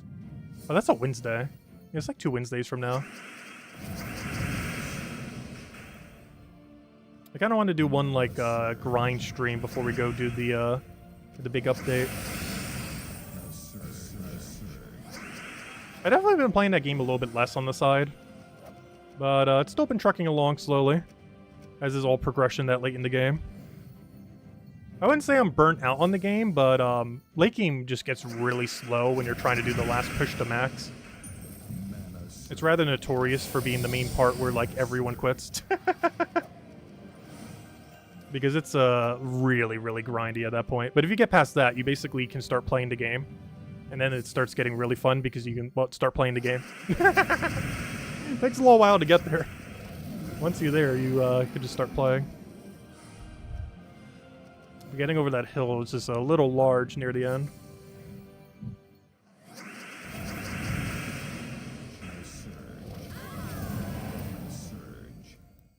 Actually, I was checking it too. For the account type that we're playing, like the One Life account, less than 0.1% of people have actually gotten max. I think it was like 500 something. And hundreds of thousands of people have made an account. Probably over 1 million, actually. And like only 500 have actually maxed. I didn't realize the number was so small. If we like power grinded, we could have it done in like a month or two. Though realistically, it'd probably take like half a year at this rate.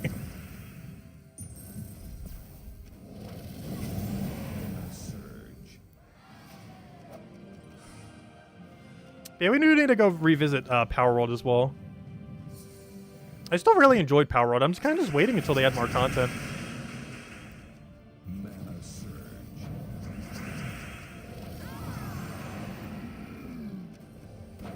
Because I'm really curious to see how PvP works in Power World. I feel like that has a lot of potential. Especially if they have like dedicated modes for it. Instead of just servers, almost like a dedicated mode where like everyone starts from scratch. And you just have like a big battle royale kind of thing to the death. Not like Fortnite in a direct sense. But almost more like a MOBA. But combining like the whole resource gathering thing and everything else to try to build up. I feel like that has so much potential. Not sure if they would ever do a dedicated like side mode for it or something though.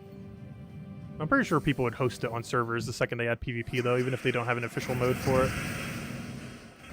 Like someone's gonna make servers dedicated towards it.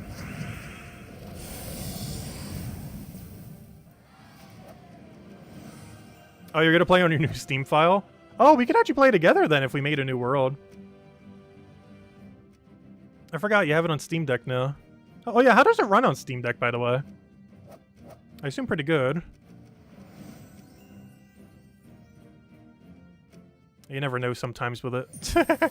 Oh, nice tribute. Okay, anyways, let's go do all the other stuff now. Are we done with all dailies yet? So we can go to PvP for like an hour and a half. Or at least an hour. Slightly over an hour, probably. Technically invasions, but I can just ignore it for now. Guild's fine. We're not dead last, right? Yeah, we're not dead last. It's like 7 zeros below us. We're fine. Yeah, we are one of the almost lowest scores that aren't 0. But Tyrion's still lower than us, so we're fine. Let's see. Take a redeem code. Oh yeah, we'll have another big redeem code a little bit later, by the way. Alright, I think we have officially finished every daily now. So with that done, not counting invasion, but we'll do that later. Oh, there is one daily I do need to go do. I'm not going to do Underspire battles, but I am going to buy them. You don't remember to do that, otherwise we're going to be really low on torches by the end of the week. Alright, anyways, let's go to PvP now. Also, I keep clicking the middle to try to get to PvP. I do that every single time. Really wish I would have fixed that. Okay, so we currently have 2 hours and 38 minutes of extra magic. And also this thing that we tested for science, which I don't really need. But, yes, triple damage burning does stack with triple damage burning. Is what we learned from that. Alright, well, let's go mess around with yellow then. Let's go get our extra 20 magic. So every single time we do a fight here, so we should be able to one-shot this, just like anything else, which is so amazing. And if you go for a lot of the magic buffs, you'd be able to one-shot even the highest fights. If you went for every possible magic buff. I'm not sure if that's really worth it. But for about 4 hours duration, because you would have to go through all the fights, it's going to take a little while. Technically it lasts for 5 hours, but it's going to take a little while to get all those bonuses, like, set.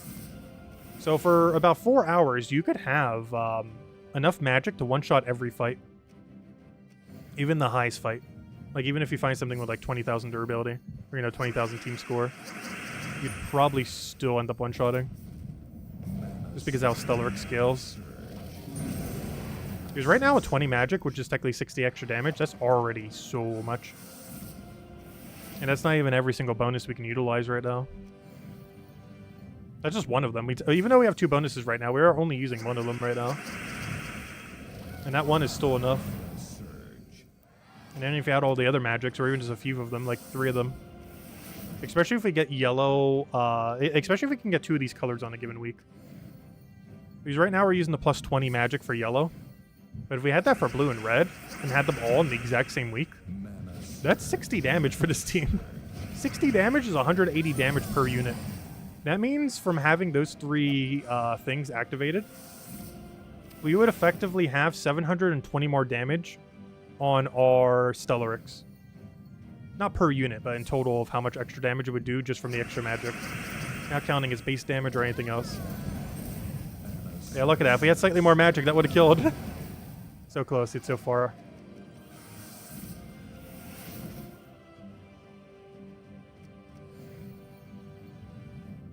But on a given week, if you just activate 2 magic buffs, that's already one shot. Because how short are we here? Yeah, on their most durable thing, I was 32 damage off. Which means if we had 11 more magic, it would have died. Oh wait, or was that spell reduction? Maybe it wouldn't have. It might have been a spell reduction troop. Because that means we would need slightly more than that, actually.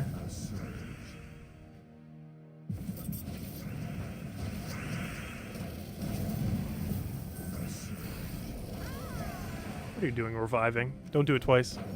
Don't do it 3 times. How many times are you going to kill this Inferno King? Alright, so we've killed him 3 times now. Alright, 3. 2 revives, not too bad. Could have been way worse. Alright, so my main goal right now is I want to go get 5,700 rating. That's not where you check that. So I want this number to say 5,700. Then I'm going to claim it and see if we still get the extra 1,000. See if they fix that glitch. And then we're going to go use our 1 hour boost. But yeah, let me go get 2,000 more points real quick. Which is actually going to take a little bit of time. It's not going to be super, super quick. But it should only take like 15 minutes. 15, 20 minutes.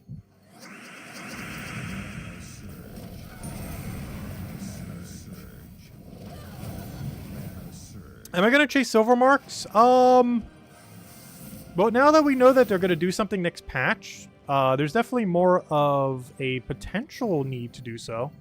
However, as it currently stands right now, well, for one, we don't know what they're going to be used for later. But based on what you can still currently use them on right now, there's basically nothing to use silver marks on. So we might still do some silver mark farming here and there, but not today. I think the best way to do it would be is if the 2... what were those blood things called? Blood Frenzy? If the 2 blood frenzied PvP locations were to be ones that are really, really easy, like double and middle, for example, then I think it would be worth silver mark farming on that day. But I think it's worth waiting until both of them are on a really, really easy location. Like this week, that would be if it was on blue and like red or something similar. Like if it was on those two, really, really, really easy to kill them out quickly. Red you just take out with Tesla, blue you take out with, you know, this. Oh, in all fairness, red we could also take out with this. Everything we could take out with this. But, like those would be the easiest two this week, if the Blood Frenzied were there. So I think that's kind of how we're going to farm silver marks in the future. Is wait until one or both of the Blood Frenzied are on a really, really good location. One that can be killed pretty much effortlessly with whatever team is available on the given week. Which generally would be the inner ring. And not double outer ring. Because like right now we have double outer ring. And while yes, you do get more marks for them, they are substantially slower than inner ring or the super inner ring. The center ring, whatever it's called. Oh, we actually got a real one. I heard the noise. Obviously, we got a... Oh, I could have taken it the other way around, too.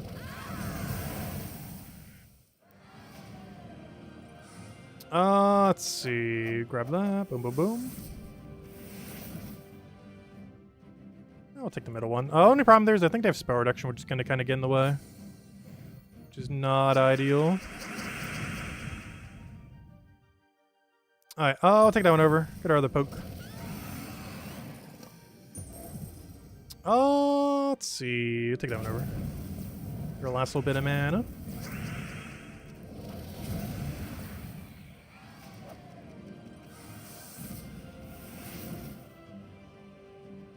Check how close we are.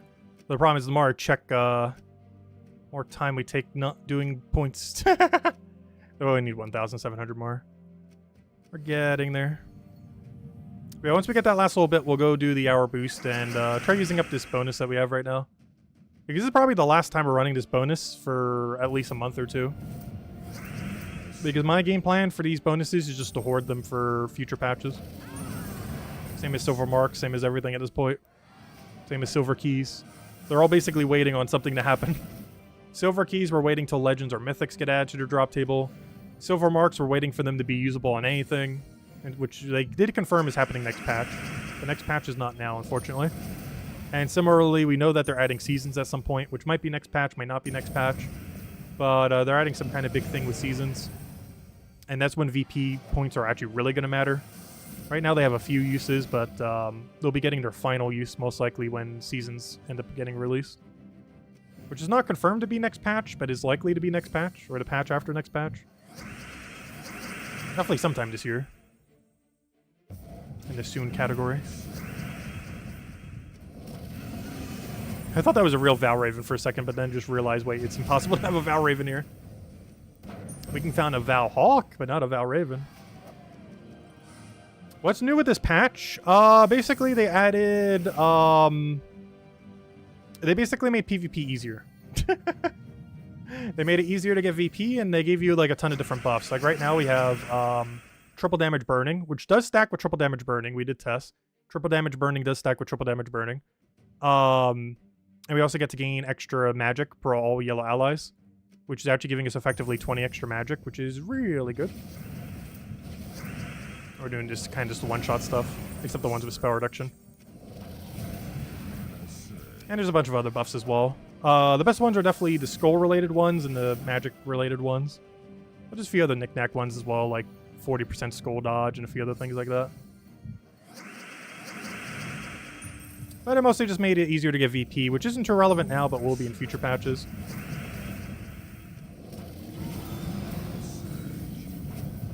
And they also made it slightly easier to get silver marks, but similarly that also won't have a new feature until next patch. It was a relatively small patch, to be honest. But a lot of the patch setup will likely be for next patch. Did I see your Pokemon post an hour ago? Which one? The Blastoise one?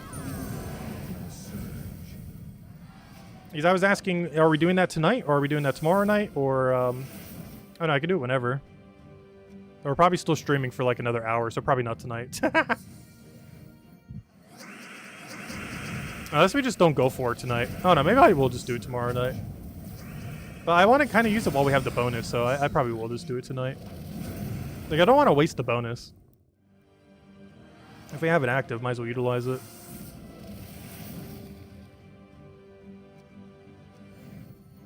Oh, it's lasting for a week? Okay, yeah, we'll do it some other night then. Like tomorrow or the day after. Mana surge. Mana surge. Mana surge. And Gems of War has no event this week, so won't need to worry about that either. Not like most weekend events even take that long.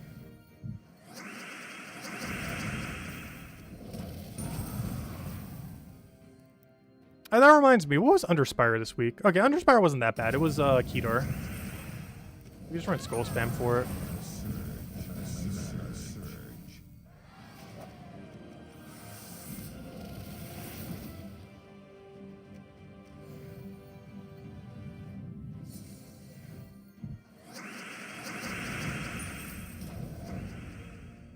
Mana surge. Mana surge. Are we still playing our Iron Man account on Old School RuneScape? Yes. We never really have a maxed hardcore Iron Man account.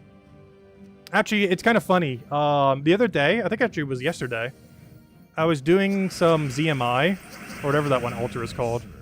Or Carrion altar. The one rune crafting thing that just makes random runes.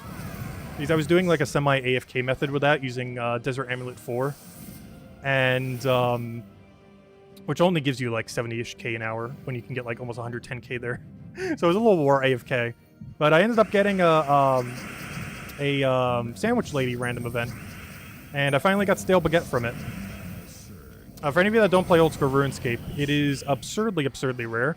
There are people who've been playing the game for a decade and have not gotten it. And we actually got it within 1 year, because we actually made an account about a year ago. We made it around the 10-year anniversary of the game. It was our first hardcore Iron Man. Actually, our first Iron Man account. We came back after multiple years. And yeah, we're still playing the account. I plan to do a lot of videos for it once it's max, assuming it can survive that long. But it's getting pretty close. But yeah, it's a really rare item. It's completely pointless, but it's a really rare collection log item. Actually, it's really funny because the person who has the most amount of collection logs in the entire game, like the person closest to literally finishing the collection log, which is deemed to have been impossible, just because there's so many like mega rare items in the game, and clue scrolls. But the guy who's been collecting logging every single item in the game still doesn't have Stale Baguette, which is kind of insane. But we got it yesterday. It's a very pointless but absurdly rare item. But otherwise, it's mostly just been AFKing it to try to get it max. So I haven't been playing it on stream for the last like couple weeks though lately. Probably should again.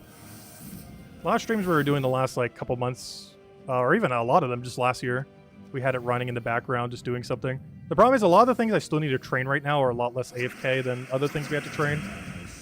Like something like woodcutting or something similar is really easy to AFK on stream. There's a lot of things we still need to max aren't as easy to AFK. Which is why I saved them for last.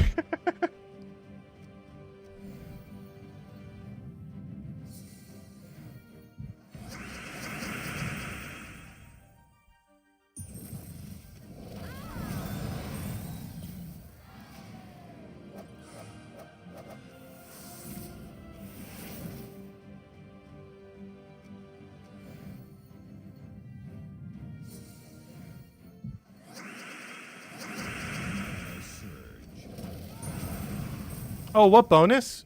Oh, sorry, I didn't see your other question. The bonus that we're using tonight is the 1 hour gold and soul bonus.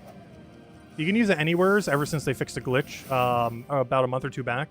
But we just always run it for PvP. So I'm just going to run it for PvP. Oh, so we should almost have it by now. Let me go check. Oh, so we really should have put the other thing into magic. Even though we tested the other thing for science. I think it's so much nicer to have enough magic to one-shot them. But, what am I looking for? Not that. Okay, we almost have enough. In 400 more, we can go test. And see if they fix the glitch. So place your bets now. I'm not going to do a poll for it. But do you guys think they fixed the bug that's been in the game since last patch? Yes or no? I'm not going to make a poll for it. I'm just curious. Do you think they actually fixed it? My guess is on no. Like, they really should have. And probably definitely did. But there's a 100% chance they haven't.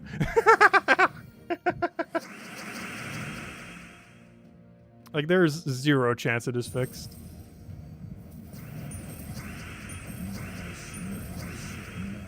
Like, it should be fixed. But there's no way it's fixed. Especially since it wasn't mentioned by name on the patch notes. Yeah, 100% chance it's not fixed. But it should be. But it definitely isn't.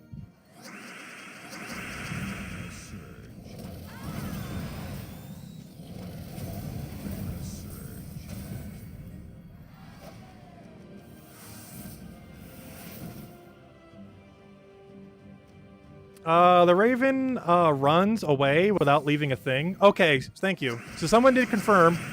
Ravens were fixed, and that wasn't mentioned in the patch notes. A Raven running away or similar thing will now properly not give you the loot. This was how it was the entire time, pretty much forever, but it kind of got broken last patch. But they have fixed it as of this patch. So the bug that ended up coming in with the terror mechanic has been fixed now. And now let's see if the other one's been fixed. Mana surge. Mana surge. Which I think after this fight we should be good to go.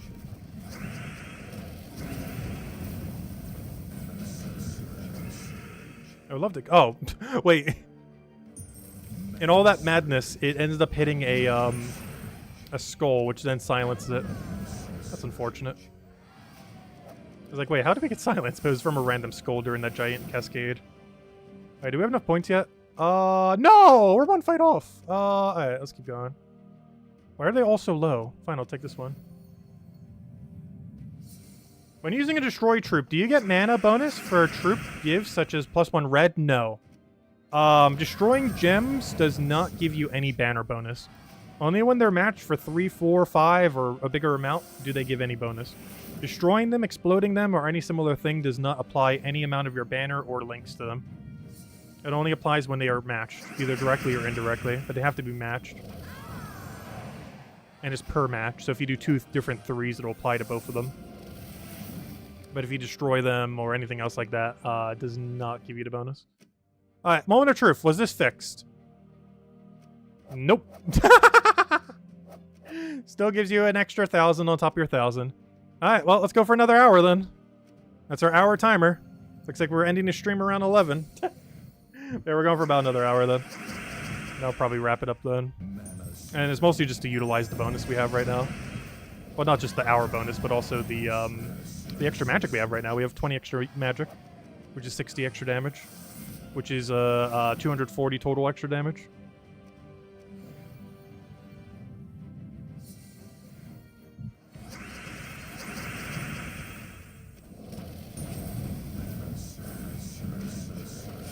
Oh, the Val Raven bug was a lot more likely to be fixed because it was attached to the new terror mechanic. So it would have been a lot easier of a fix, probably. But I am kind of still surprised that the extra 1,000 thing isn't fixed. Because if you're going to fix one, you would kind of assume they would fix both.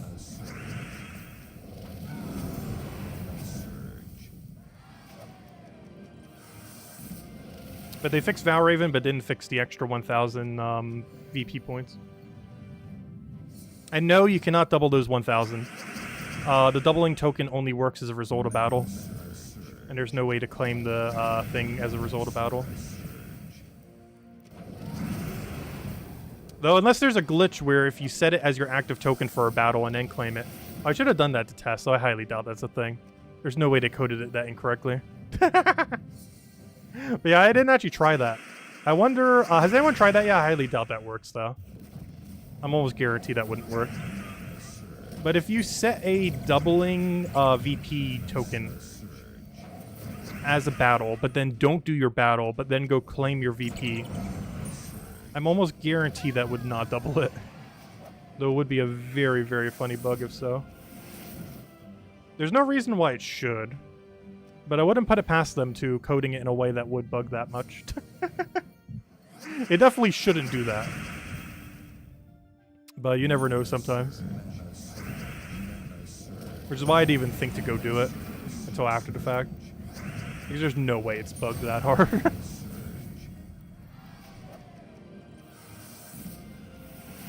Because if it is, that means for 0 of those new tokens, you could double your 1,000 VP for the week.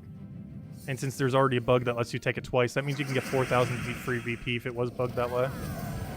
So very doubtful it is.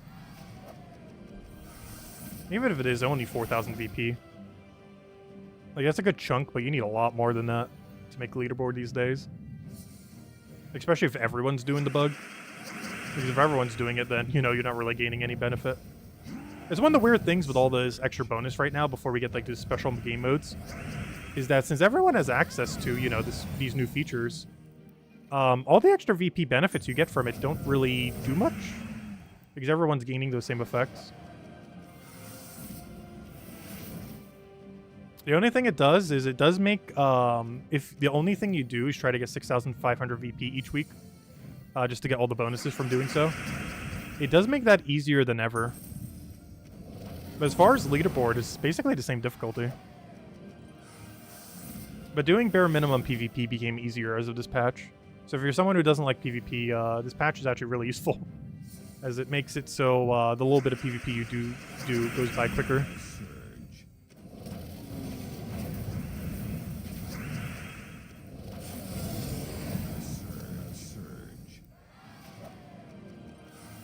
Yeah, we will start doing the 3 Val Ravens as our... I keep saying Val Raven, I mean Val Hawk.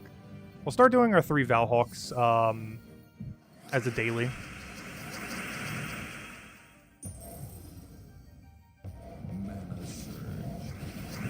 And we're going to be stockpiling all of them for next patch. Like, today's literally the one and only day we are going to run those until seasons or whatever other features they end up getting added already. Which at bare minimum will be next patch, and at most will be like by end of year. The next patch should be May. Like late May. Early June at the latest. Should be when the looted 7.5 is, because I assume they're skipping 7.4.5. They're just going straight to 7.5. Especially if they're already teasing 7.8, like they did in the video earlier. Because if they're already teasing 7.8, that means we're probably not going to go further than like 7.6 or 7.7. But 7.7 would be kind of funny, lucky 7s.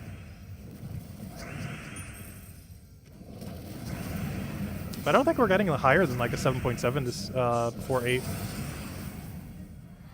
It's kind of weird because some of the in-betweens we went all the way to like...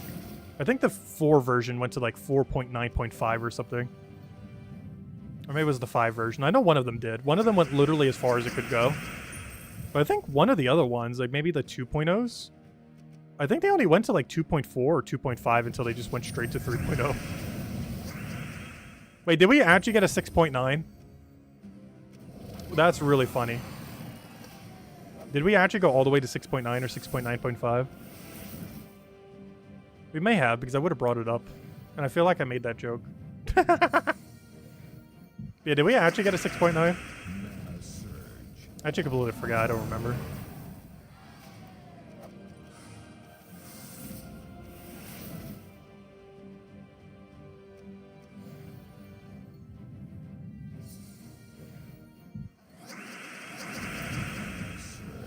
How long till the next part? Oh, yeah, I want to get those pets as well, like more of the PvP pets. I assume they're going to be adding more, as well as obviously more things to use them on. They already confirmed that they're going to be adding more things to use them on starting next patch. But yeah, I hope that also covers the pets. As well as clarifies like what's going to happen with them in the future. Because I'm still holding off on getting all the gold mark pets. They're just too expensive. A deep book and a half makes them essentially the most expensive pets in the game. And there was a glitch where people were getting them for free from just pet battles. So I hope they eventually do come back into pet drop table, but instead of through a glitch, through a natural feature. What are you running for Urskea and Damon? Urskea, you could just spam the AoE troop, which works really good with the magic bonus we have right now. I guess it would be a little bit less effective without it. And the Damon one, since we did have triple damage burning, we were just running the triple damage burning guy. That one, like, red-purple guy. I think the first PvP video had a really good team for him. I can't remember the exact comp on the top of my head. But it utilizes that one guy that does triple damage burning on ability and on skull.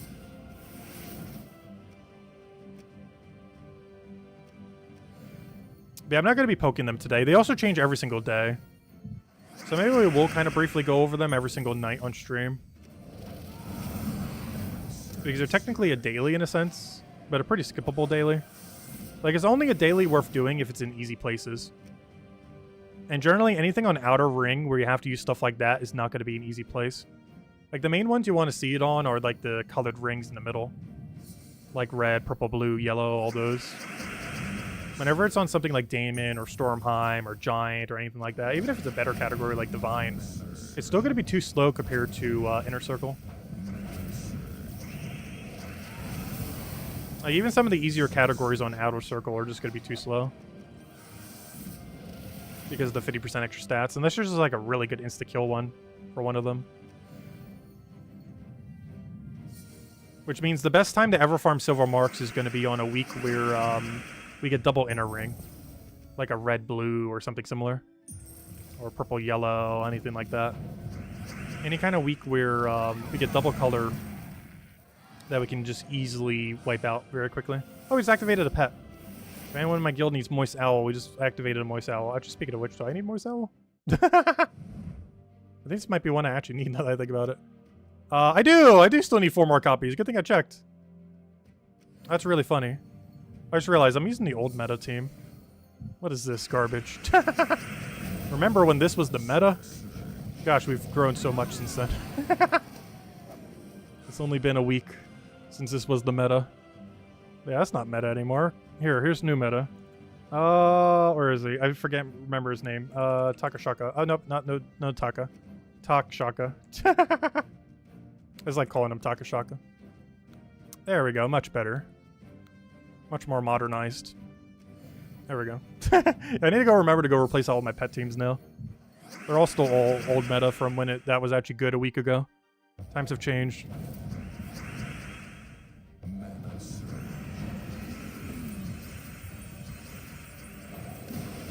I would love if he didn't get submerged. Wait, he died!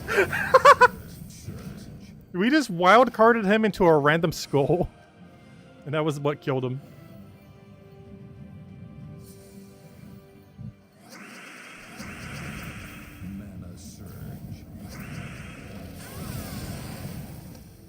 Oh, what did Bill mention? Let's see. Go over the objectives for the Gems of War facing the thing. Oh, there was a 6.9.5. Okay, so yeah, that was the one I was thinking of. Because I knew one of them went to 9.5.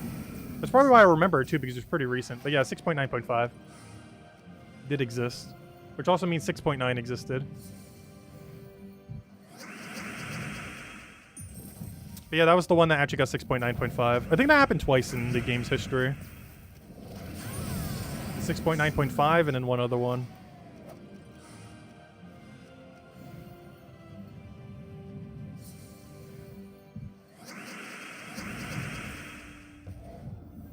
But most of the other times, they actually just skip multiple versions. Like, they'll go to something like a 3.5 and then just go straight to the next one. And I think that was one of the smallest gaps of in between as well. I think we went from 3 to 4 within only like 5 versions or something. Which is one of the quicker that ever happened. I think it was between there, I don't remember. It's unfortunate too, because one of the archiving sites isn't ran anymore. So I'm not sure if anyone really keeps track of that anymore. Like the full history of like when all updates are and everything. Because the main website dedicated to it, I don't think it's been updated in like a year or 2 or 3 by now. Oh, we only got 1 Moist Owl. Still need 3 more. It's for elemental bonus too, which is pretty nice. Also, our Golden Soul bonus does still apply there. It applies everywhere. I just personally like doing it on PvP to give me an excuse to actually play PvP. So we actually grind it some beyond nothing. How much do we need for top 3? Oh gosh, they're moving up like crazy. They're utilizing the new patch. No. Yeah, honestly, leaderboard's gonna be even harder to get though. I'm just saving everything for when the patch comes out. Or, you know, when VP seasons come out.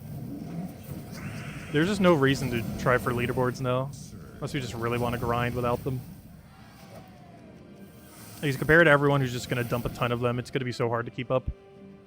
Like people who run so much extra magic bonus that they just run 5 hours straight of one-shot everything. It's going to be hard to keep up with compared to running without it.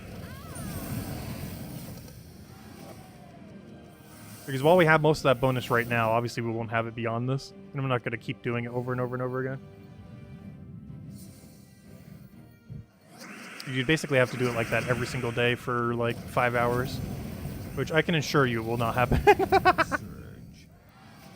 I don't mind doing like 15-ish PvP fights per day to go get our 3 Hawk guys. Which took us like 31 to complete today. Well, on average, should take about 15, give or take a little. But, there's no way we're doing 5 hours of PvP a day. I can assure you that will never happen. Even when we were, like, peak playing the game, I don't even think we did 5 hours of PvP a day. Except for that 1 week where we went for leaderboard. But even then, I was doing, like, 3-4 hours of it. And then doing the rest of the time other locations.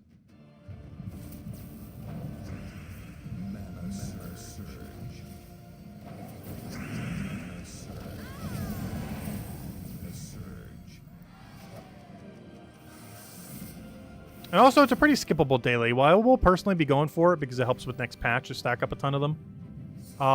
As well as other future patches if it doesn't come next patch. But, where am I going with this? Brain, thought, go. I was going somewheres. Wait. But I mostly just want to stack them for the later patches, but there was somewhere else where I was trying to go with that train of thought.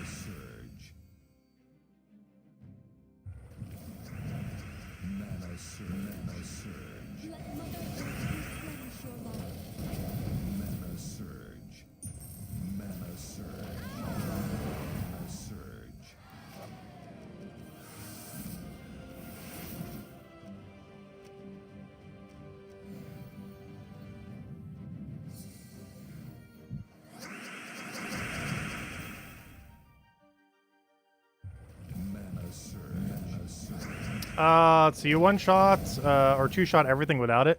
Oh yeah, everything can be two-shotted with Stellarix in the current state of game.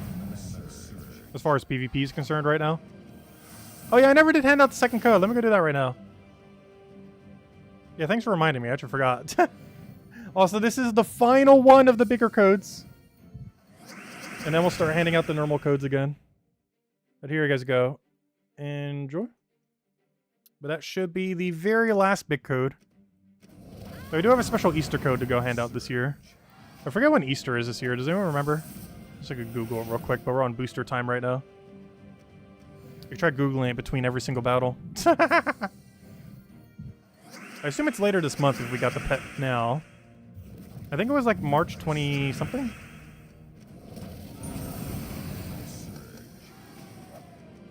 I also don't the clocks move forward this weekend or something as well? Almost forgot about that. You know what actually reminded me of that? When I was recording the video for Gems of War, Sunday night, the timer said longer than 7 days. And I was thinking for a second, like, wait, did that glitch out for a second? But then I realized, seconds later, that, oh, it's probably the time moving forward an hour. But yeah, the game actually already auto-adjusted to it as of the patch week.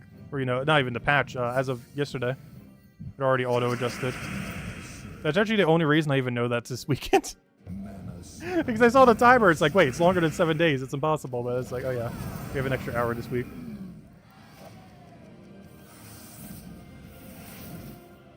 Wait, Easter's on the 31st this year? That's a really late Easter.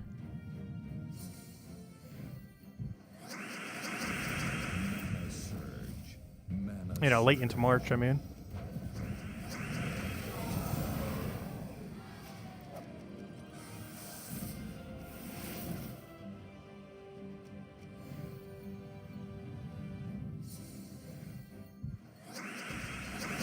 What's the name of the pet? I won't spoil it yet. Mostly because I don't even remember what it was. So I can't even spoil it.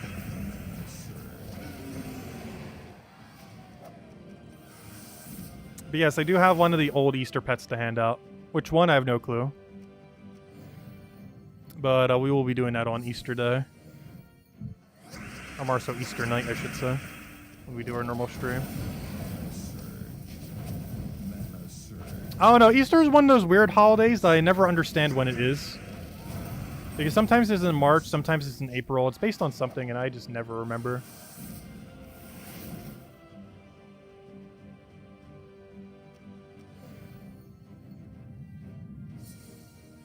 Yeah, the 31st is very late for it to be in March, but not very late for it to be in the year. Because obviously it's the last day of March, so it's the latest in March it can be. But not the latest in the year that it can occur. Just the latest in March that it can occur. Because obviously it doesn't have more than 31 days. No month does.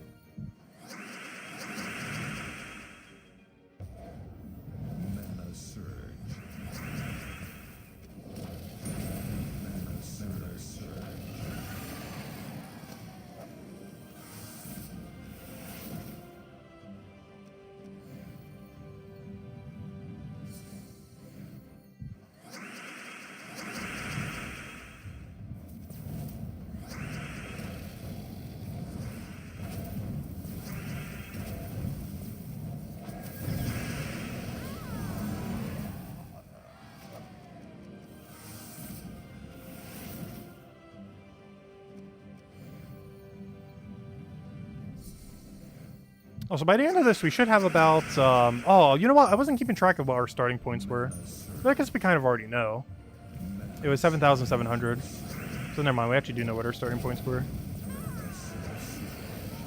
Because I'm curious now that we're nearly one-shotting if we will hit over 10,000. In theory, we should be. Now that our damage range is better than ever.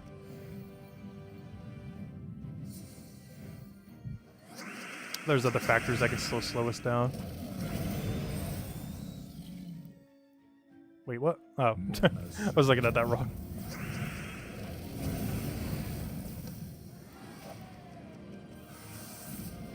Because what are we at right now? Because we're almost at the halfway mark. Actually, we're technically at 20. So we can just take triple this. No, not that. Triple that. Oh no, we're... Oh, I must be getting really distracted then. Because we're only on track for like 9,000 something right now. Like low 9,000 something.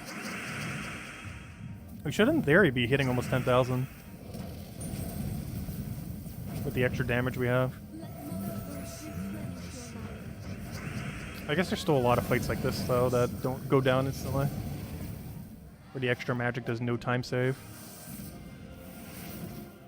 We might also occasionally click on a lower fight.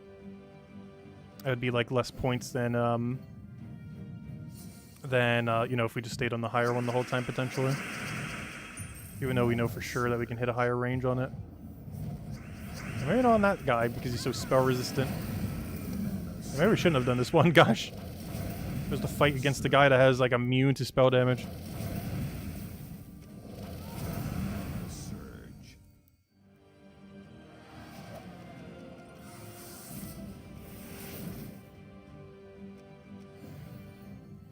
Yep, no problem for the codes, everyone. Enjoy.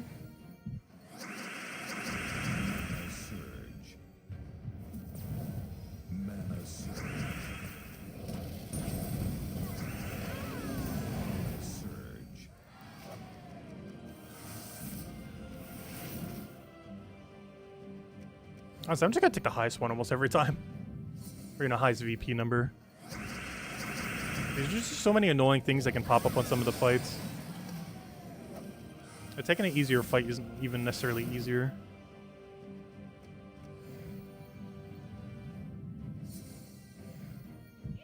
Another pet gnome. Unfortunately, during the rest of this grind, we're not going to be able to activate another one. We already did. We got the moist owl. I'll catch you later, Sonny. Have a good night. Thanks for stopping by.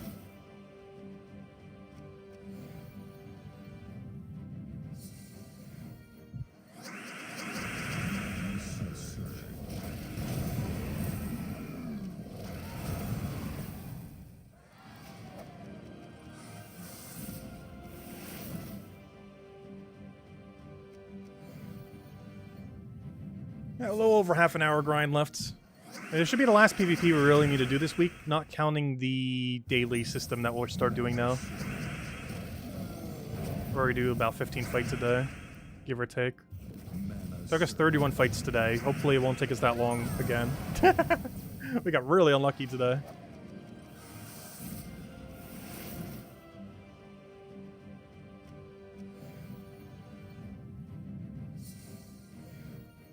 Also, one other thing that they didn't actually tweak with this patch, and I'm kind of surprised. Higher level players still get punished for being higher level player. They did not rescale the VP scoring system. I would sure hope that would be implemented before they do some kind of change where they have like seasonal leaderboards. Because that's going to be really clunky if not. If like a level 1000 can just get better points than someone who's at 2200.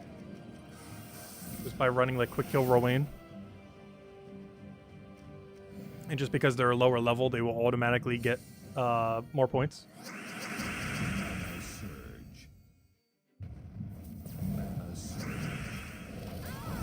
I think someone who got second place on one of the leaderboards ended up complaining about it, or even first place on the forum like a couple weeks ago. Because they ended up doing like 40 or 50% more battles than them and still lost. Like I think it was almost 50% more battles. And they were taking like the highest ones they could, of course. They weren't just taking like all the smaller ones. But just because of the level disparity, there's like no way he could physically win.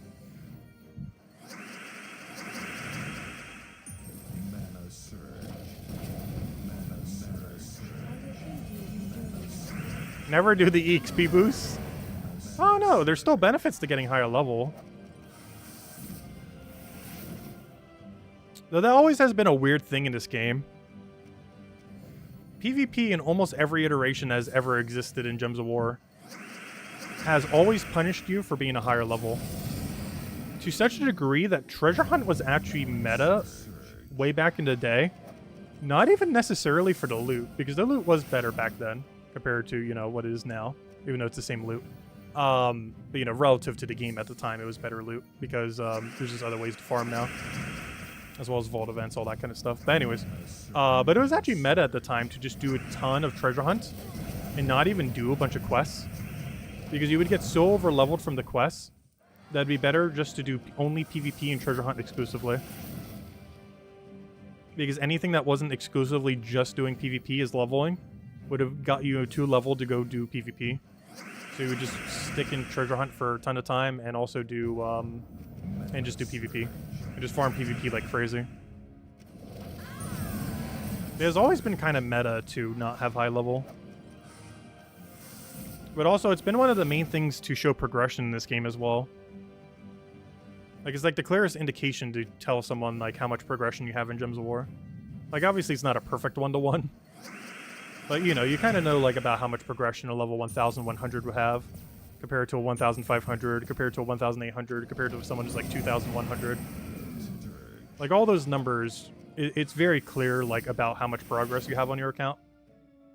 Obviously, disparity can still be there, but it's pretty clear, like, where you're at.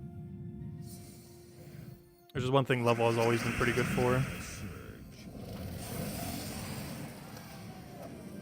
So having it super high can kind of show that you're just super progressed in the game. Actually giving incentive to leveling it. Especially if you need to find guilds. That's not something I've had to do for, like, 8 years now in this game.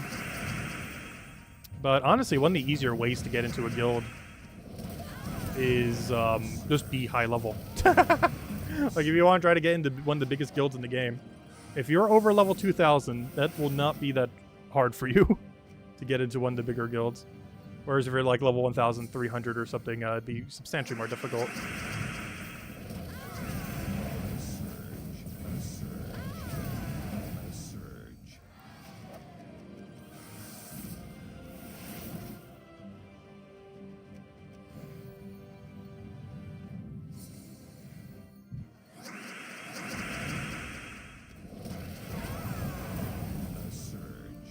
Oh, I got an extra turn, apparently. Mana surge. For really high-level players, pretty much all of them are base 25, yeah. We're not even super high, and we still see almost base 25. 27, 25, and this one's a little over. Yeah, anyone over like level 2,100 is probably in that category. Especially if they're over 2,500. Especially if it's one of the insane people over 3,000. Because I'm pretty sure it is still a single-digit number of people on PC Mobile. At absolute highest, it's a very low double-digit number. Like right there, we pretty much had 25s. 25, 27, 25. Mana surge. Mana surge. Mana surge.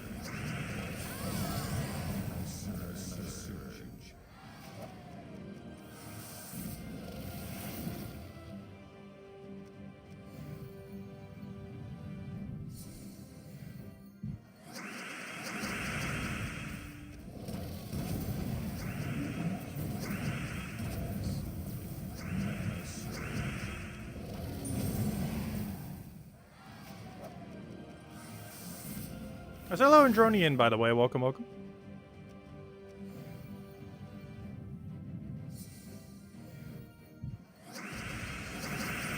I could have taken that for more. Whoops, what am I doing? No, you missed! What are you doing? That was a turn 3 in power. At that point, we're just playing a normal battle.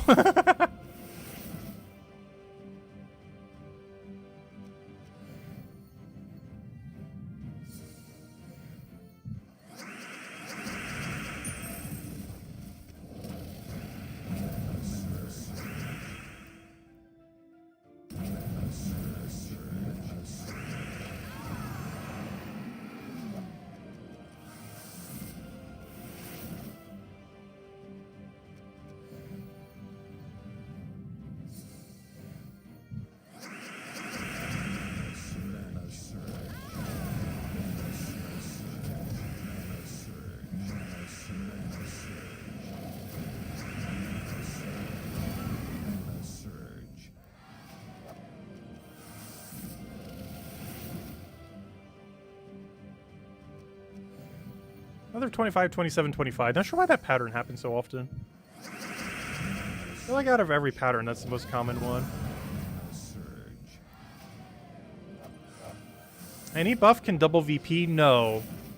The way that those work is if you go do that many battles, it gives you tokens that you can use to then do it on any battle to gain the extra VP. So for any of them, you can go and get 2 of them for going to the 3rd fight, and then 4 of them for getting to the 5th fight. And then you can use those tokens anywheres. So yes, they all give that bonus, but they're usable at a later point. You just don't get them like instantly. They end up giving you these little token thingies, and then you just use them down the line. You go over here, click edit, click on this, and then use it. And I currently have 12 because we did 2 sets of them.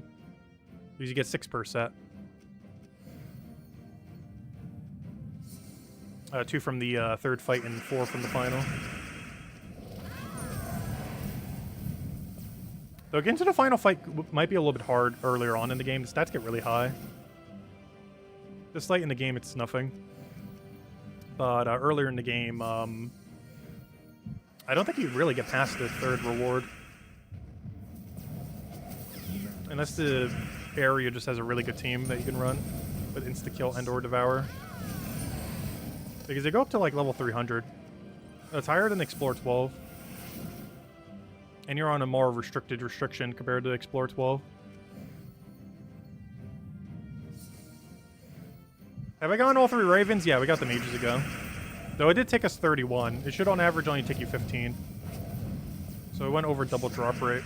But we did get them. Realistically, per day, it should only take you like 10 minutes to get them, if that. Oh, we did go a little dry on them today.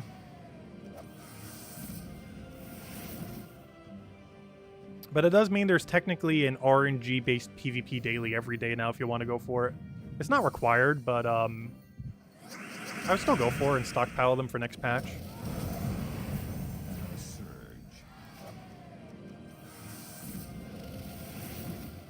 But they are pretty skippable daily if you just don't really care about PvP that much.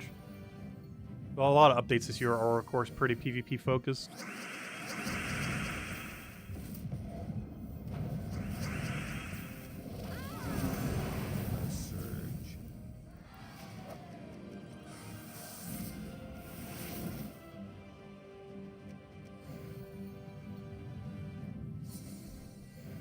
I think we should have about 20 minutes left on our timer. Go give it a peek. I should have set a timer to track the timer. Would have made logical sense. I'm out of 26 minutes. Still got a little bit. How we doing? Why does it feel like we're going slower? We're going like 5,000 so far. Which means we're only on track to get like 9,000. That's basically the same amount we would have gotten if we didn't have any bonus at all. So all this extra magic we have right now is doing nothing for our points per hour. Like, we're literally getting the same rate as if we didn't have the bonus. Even more of a reason to not even bother with the bonus right now. Though if we had even more bonuses, we would be going slightly quicker. But we're actually not getting any increase in speed. We're still hitting like slightly over 9,000 per hour. I guess we are getting distracted by a few things here and there. But we are pretty much almost exactly the same rate. Like maybe ever so slightly quicker. Because obviously we have more damage, but it's like so marginal that it's not even noticeable.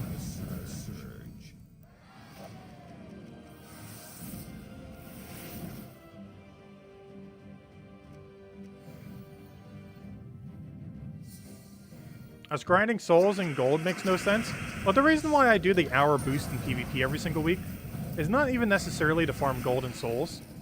It's to give me a reason to go do PvP. Aside from the Raven now that will now make us go do a little bit of PvP every day. Our other way to get us to do PvP was just to use the hour booster on PvP. So it gave us an incentive to actually go and do it. Because otherwise I would do almost no PvP every week.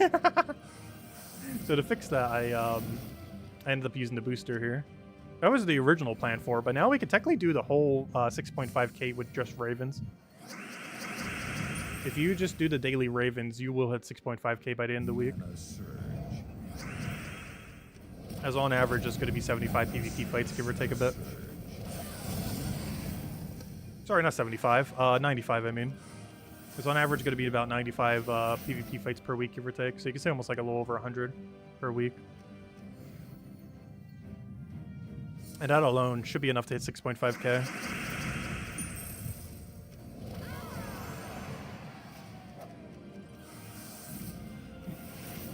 Also, what we're doing right now is not farming any souls, pretty much.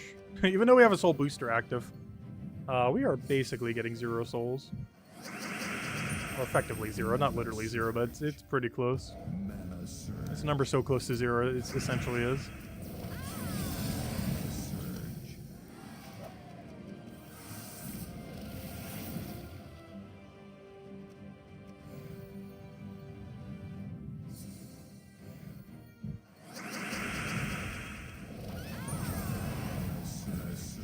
Yeah, 2 casts are still 2 casts if we don't have kill range. There's a lot of battles we actually gain no benefit from our extra magic.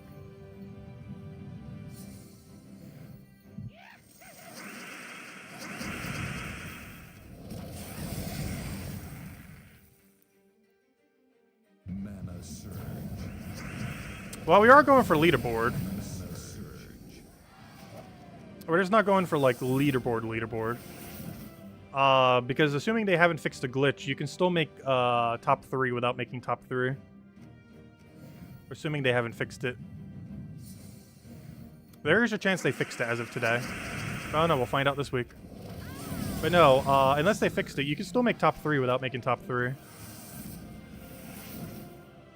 As long as you're top 3 in any person's leaderboard, you get that reward, even if you aren't top 3 in your own leaderboard. And it gives you the highest position of which you placed in anyone's leaderboard.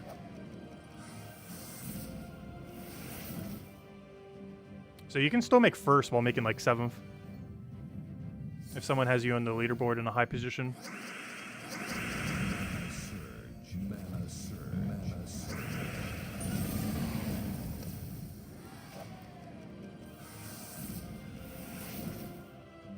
Unless they fixed it as of this patch, which they may have. I didn't see it anywhere in the patch notes, though. But because it's not in the patch notes doesn't mean they didn't fix it. Because the Valraven thing also was in the patch notes, and someone said they did fix that. So there's really no way of knowing until, you know, it happens.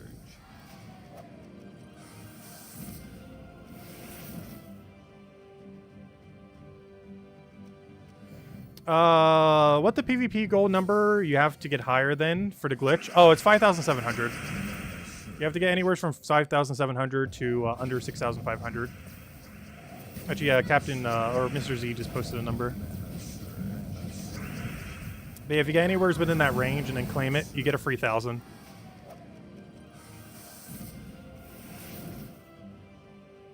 I'm really surprised they haven't fixed that yet. It's been like that since day one. And this patch would have been like their first big opportunity to fix it, and they haven't yet. So that's a beneficial one for them not to have fixed. It's just a free 1,000 points each week. It basically makes it so you only have to get 5,700 to finish an event week. You don't even need to get 6,500. Because simply getting the other number just gives you the 1,000 you need already to get there. Which technically means the minimum that you need to complete is actually lower right now. Though it will be raised later once the glitch is fixed.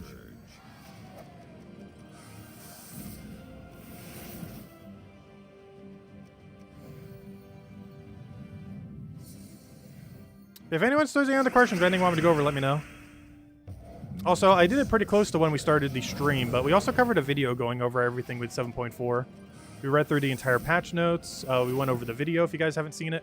The devs posted a video for this patch, and we went over that. Though most of that's already things we've seen by this point, obviously, in the game itself. And we also did first impressions and everything. If any of you have any other questions, do let me know. Because as soon as that timer ends, we're definitely calling it for tonight. I think we have like 20 minutes left. Yep, exactly 20 minutes. On the dot. Let's keep going. A final stretch. I'll take that one.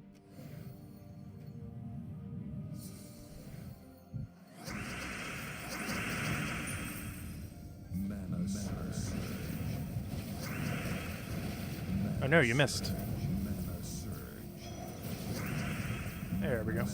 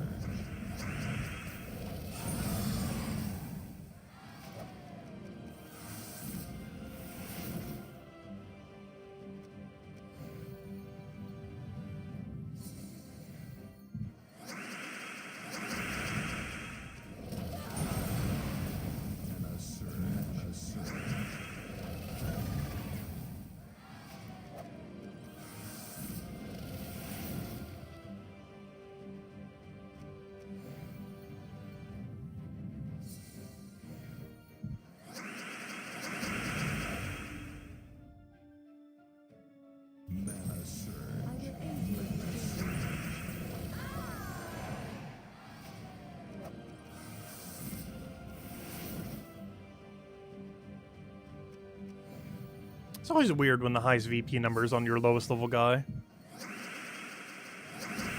Yeah, it seems like that shouldn't ever be the case, but it's the case a lot more often than you think it would be.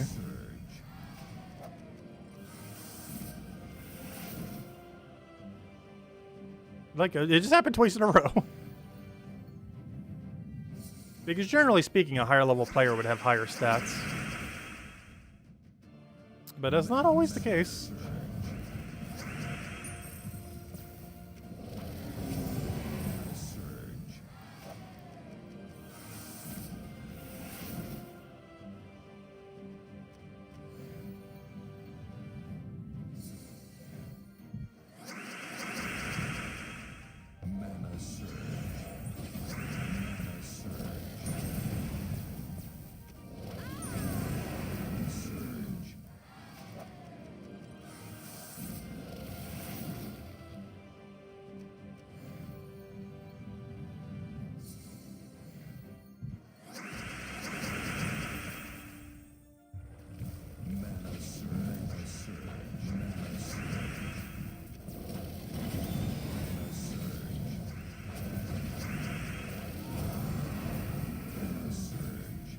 Yeah, they put in the patch notes that they fixed an assortment of smaller issues. Which means that could be anything. That could be literally anything. I'll catch you later, Chad. Thanks for stopping by.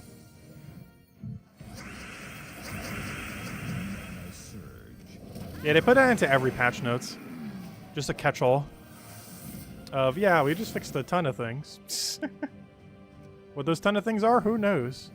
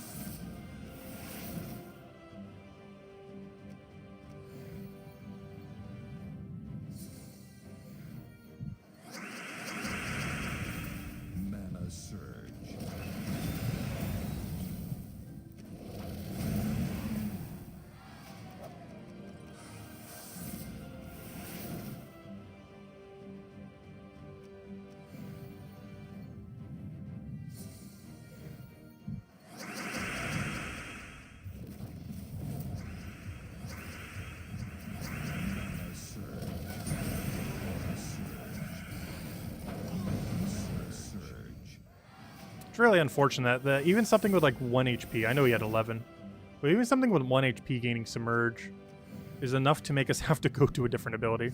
I guess technically if they had literally 1 HP, we could hope he gets hit by a skull. Anytime they're like nearly dead but gain Submerge, we always have to go for the other guy. But at least this way this team has an option to get rid of submerged enemies. Like we don't need Dispel, we don't need any other like fancy mechanic, curse, anything else. Just simply whack them with a snake. A double snake.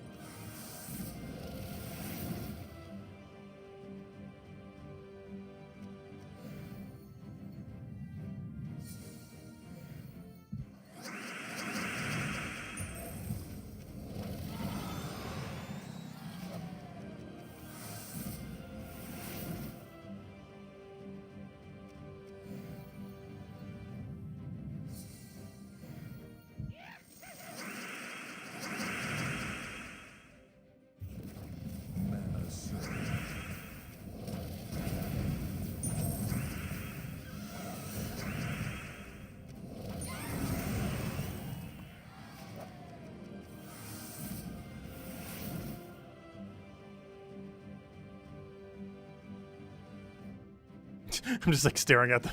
Just click on one.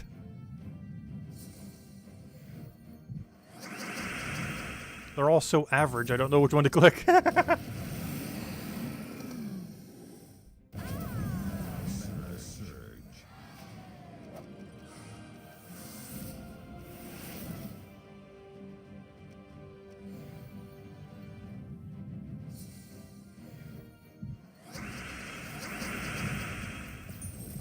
What's kind of funny is even after this booster, we still have magic booster going. That thing lasts forever. It's like 5 hours. By the time you get all the boosts, like 4 hours, 50 minutes. Can you use Diamantina instead of Stellarex on that team? Yes. You do not need Stellarex on this. Though Diamantina does have a bit of a lower chance to extra turn, but it can still extra turn as well. But yeah, Diamantina is perfectly fine on this team. It's weaker, but effectively still does the same thing.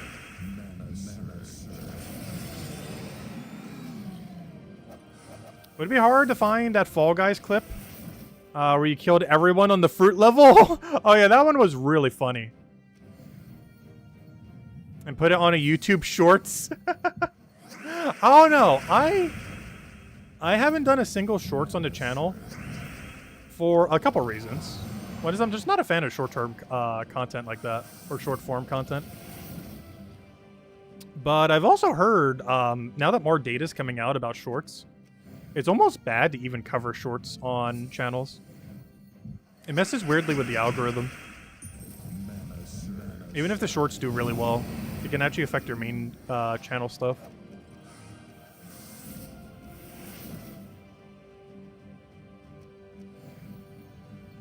Like, the only reason you should ever really do Shorts is if, like, you literally have a TikTok or something. And I have no clue how TikTok works. But unless you're just, like, transferring your TikTok video to YouTube, there's almost no point in actually doing Shorts.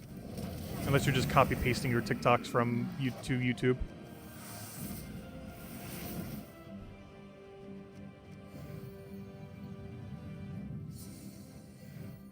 That was a really funny clip, though, I do have to say. It was definitely our best Fall Guys clip we've ever gotten in our, like, 1,000+ hours of Fall Guys. Which I forgot how much time we have in the game. I want to say, like, 1,200 hours. But that was easily the funniest clip we've ever gotten. Also, I'm not sure how many people have ever actually managed to do that. Because it can't be that many. In a public lobby, not in, like, a custom one.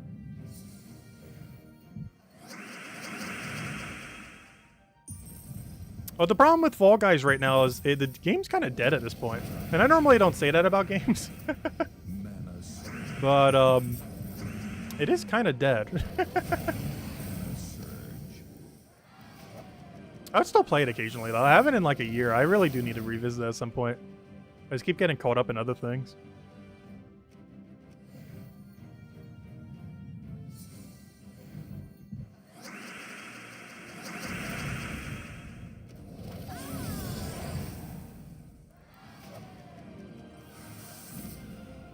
Less dead than you think. Same as Puzzle Quest 3. Does Puzzle Quest 3 actually have a really active player base?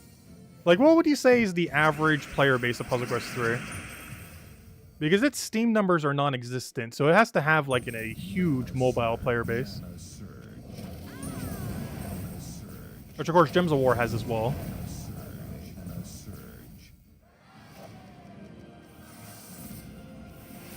Like, Puzzle Quest 3 would have to be a 99% plus player base on mobile for that to be the case. Like, is it 50,000, 10,000, 30,000?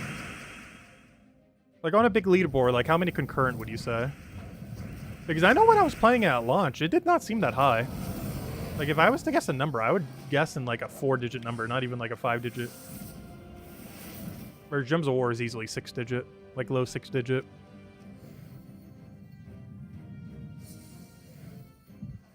My Fall Guys only shows 15 hours. Wait, are you looking on Switch? Because my Switch time is probably 15 hours. But my Steam time is, like 1,000 something.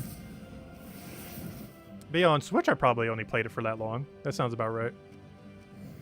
Well, it's because the Switch version was always really buggy.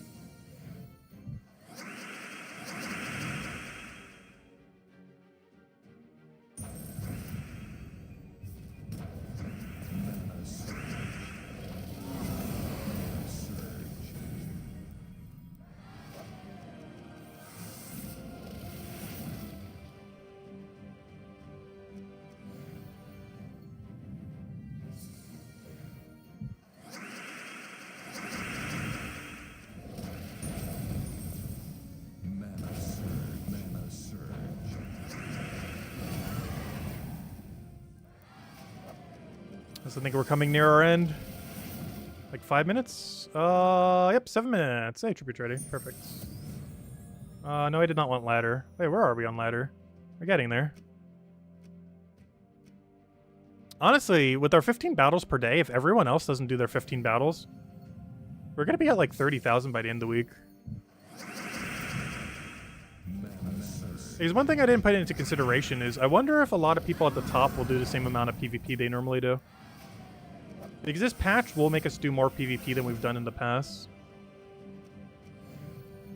So unless it makes everyone on our leaderboard also do more, our score would actually be higher compared to where it is relatively before. I don't know, time will tell. Surge.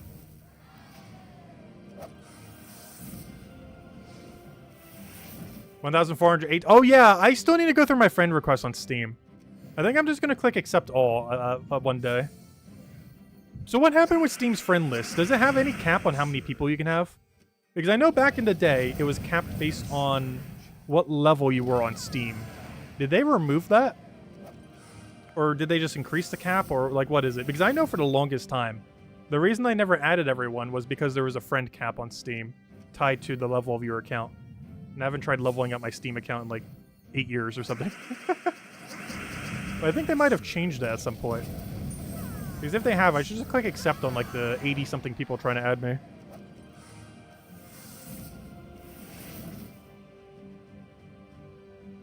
Over the last like 5 years, or however long it's been.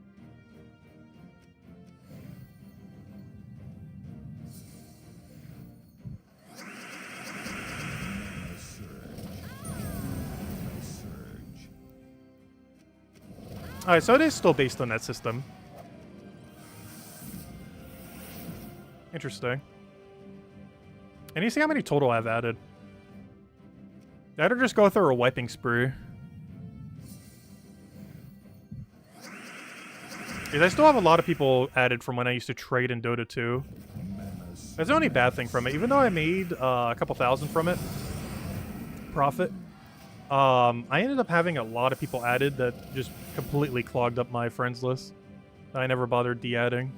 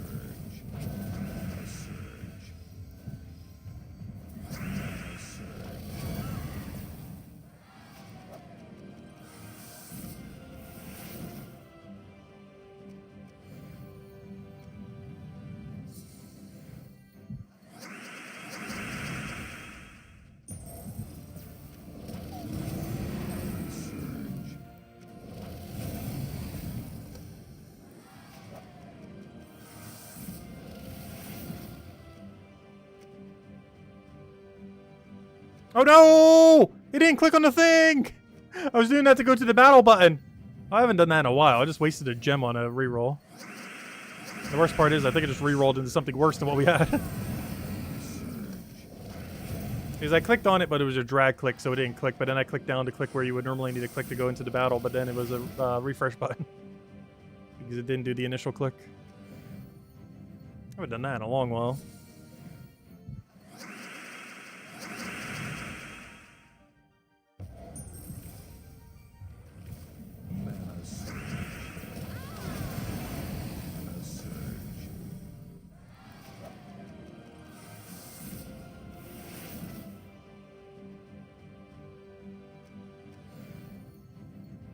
Could you later find? Have a good night.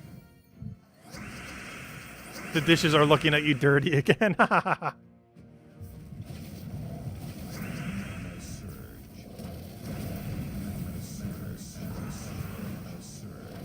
dad jokes.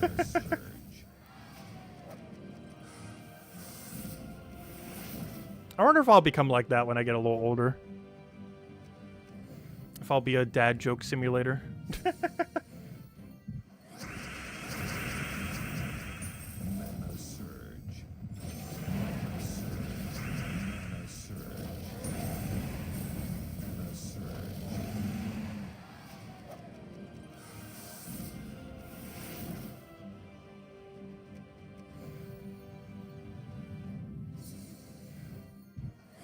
I already am.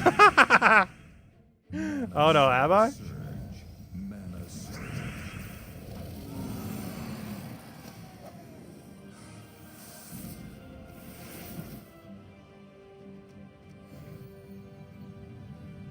I definitely don't have a modern humor, that's for sure. Like whatever on earth the current generation is doing. Mana surge. I'm definitely way dated beyond that. Mana surge.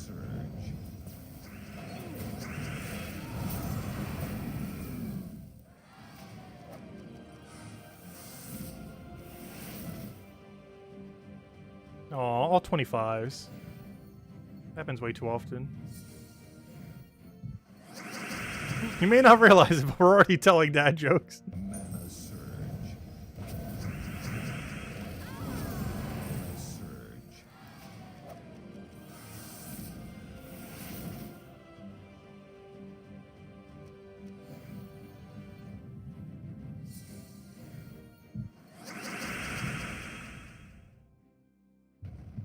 Mana surge.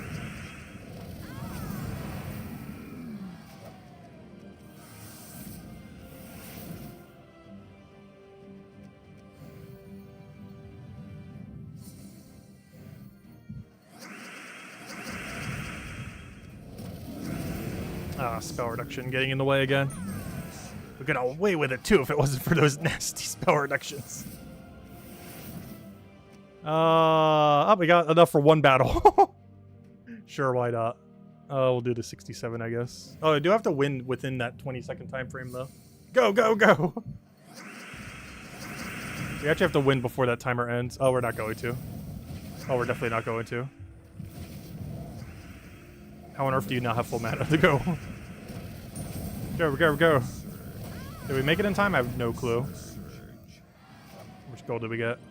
Oh yeah, we made it. That's definitely double. Alright, there we go. There's no way we can do it in 1 second. Alright, we do technically still have an extra hour of these buffs. Well, this one for like 3 hours, but obviously we're not going to be utilizing them.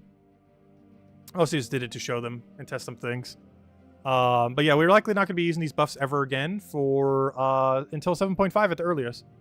So another 2 months until we use those again. I might still go over them occasionally, week to week, mentioned in like the weekly video, at least initially. Definitely next week for sure. In that time, we were able to get, yeah, we were not able to get 10,000.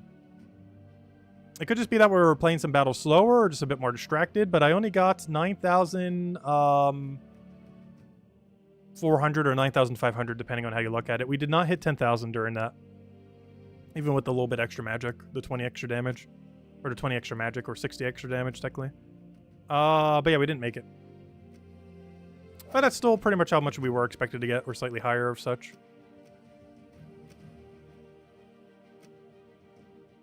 But yeah, these buffs last for a maximum of 5 hours if you stack them all. Unfortunately, when you log out, it does not store them. The timer still keeps going. Like, with pretty much every timer in this game. So you can't just, like, go out and then the next time we log in have, like, an hour bonus still. It'll be gone in an hour, regardless if you're logged in or not. I wish it was for active play, though. Like, active, actually, like, in a PvP battle play. Even if it was half as much time. Like, a half an hour each time. But it only ticked down if you were in a PvP battle. They don't have any timer that works like that in the current state of game. Would have been nice for that, but it does work like every other timer. Hey, where are we on ladder? We made 4th. Which means we might be in 3rd or 2nd place on someone's ladder. But to be in top 3 in our ladder, we do still need like another 5,000 or so. But we'll still keep doing the daily Val Hawk thingies and just go from there. Also, whoa, whoa, whoa! We were just talking about level 3,000 people. There he is. Wait. Look at that. What guild is he in? He is in the guild Sons of Anarchy for a year. So he does guild hop a little. So he's not an owner of a guild. Which is actually even more surprising for someone who's level 3,000. He does not own the guild he's in, most likely. If he's only been in it for a year. Yeah, that's insane. What's your highest faction? I'm pretty sure that's faction completion. Average treasure hoard. Yeah, he only went for a 241. He didn't end up maxing one. Some people have, some people haven't. I personally haven't. I think my highest is like a 222 or something. Yeah, one of them's in my bracket this week. We have a level 3,000 in our bracket. Gosh, that still drives me insane. How is anyone level 3,000 in this game? You know how hard it is to hit level 3,000 in this game? Like, even if you play for another decade, you know how hard it is still to hit level 3,000? Like, that is an insane grind that I don't think I will even do in the history of us playing this game. Like, we'll be lucky to hit level 2,000 by next year. we definitely will. We could even try pushing for this year, though we definitely won't. But next year, we'll definitely hit the 2,000 milestone. But 3,000 is just so high. Like, we're talking at least, like, a few hours of efficient, just, like, run dust devil every day. Every day. For years upon years. It takes, like, 2 years if you play for 18 hours a day. True.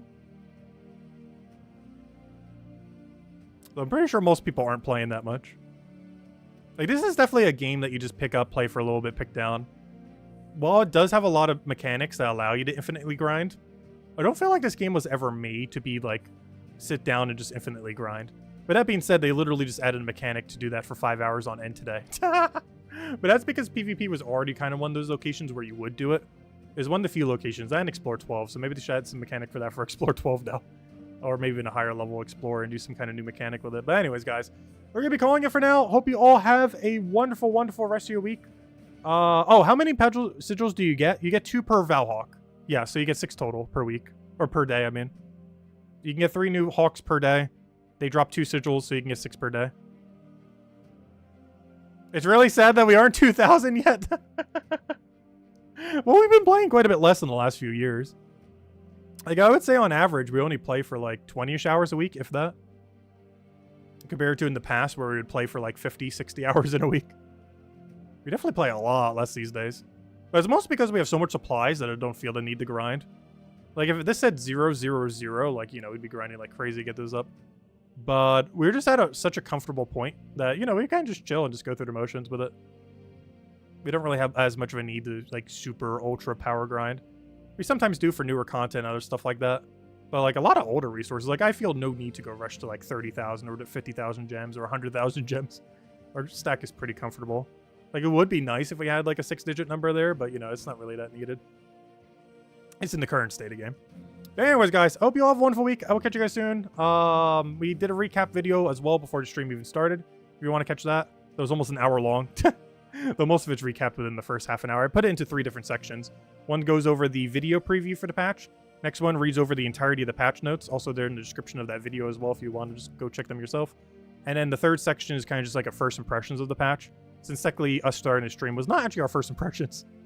But somewhat initial impressions, but not our like absolute first. So we had that in the video.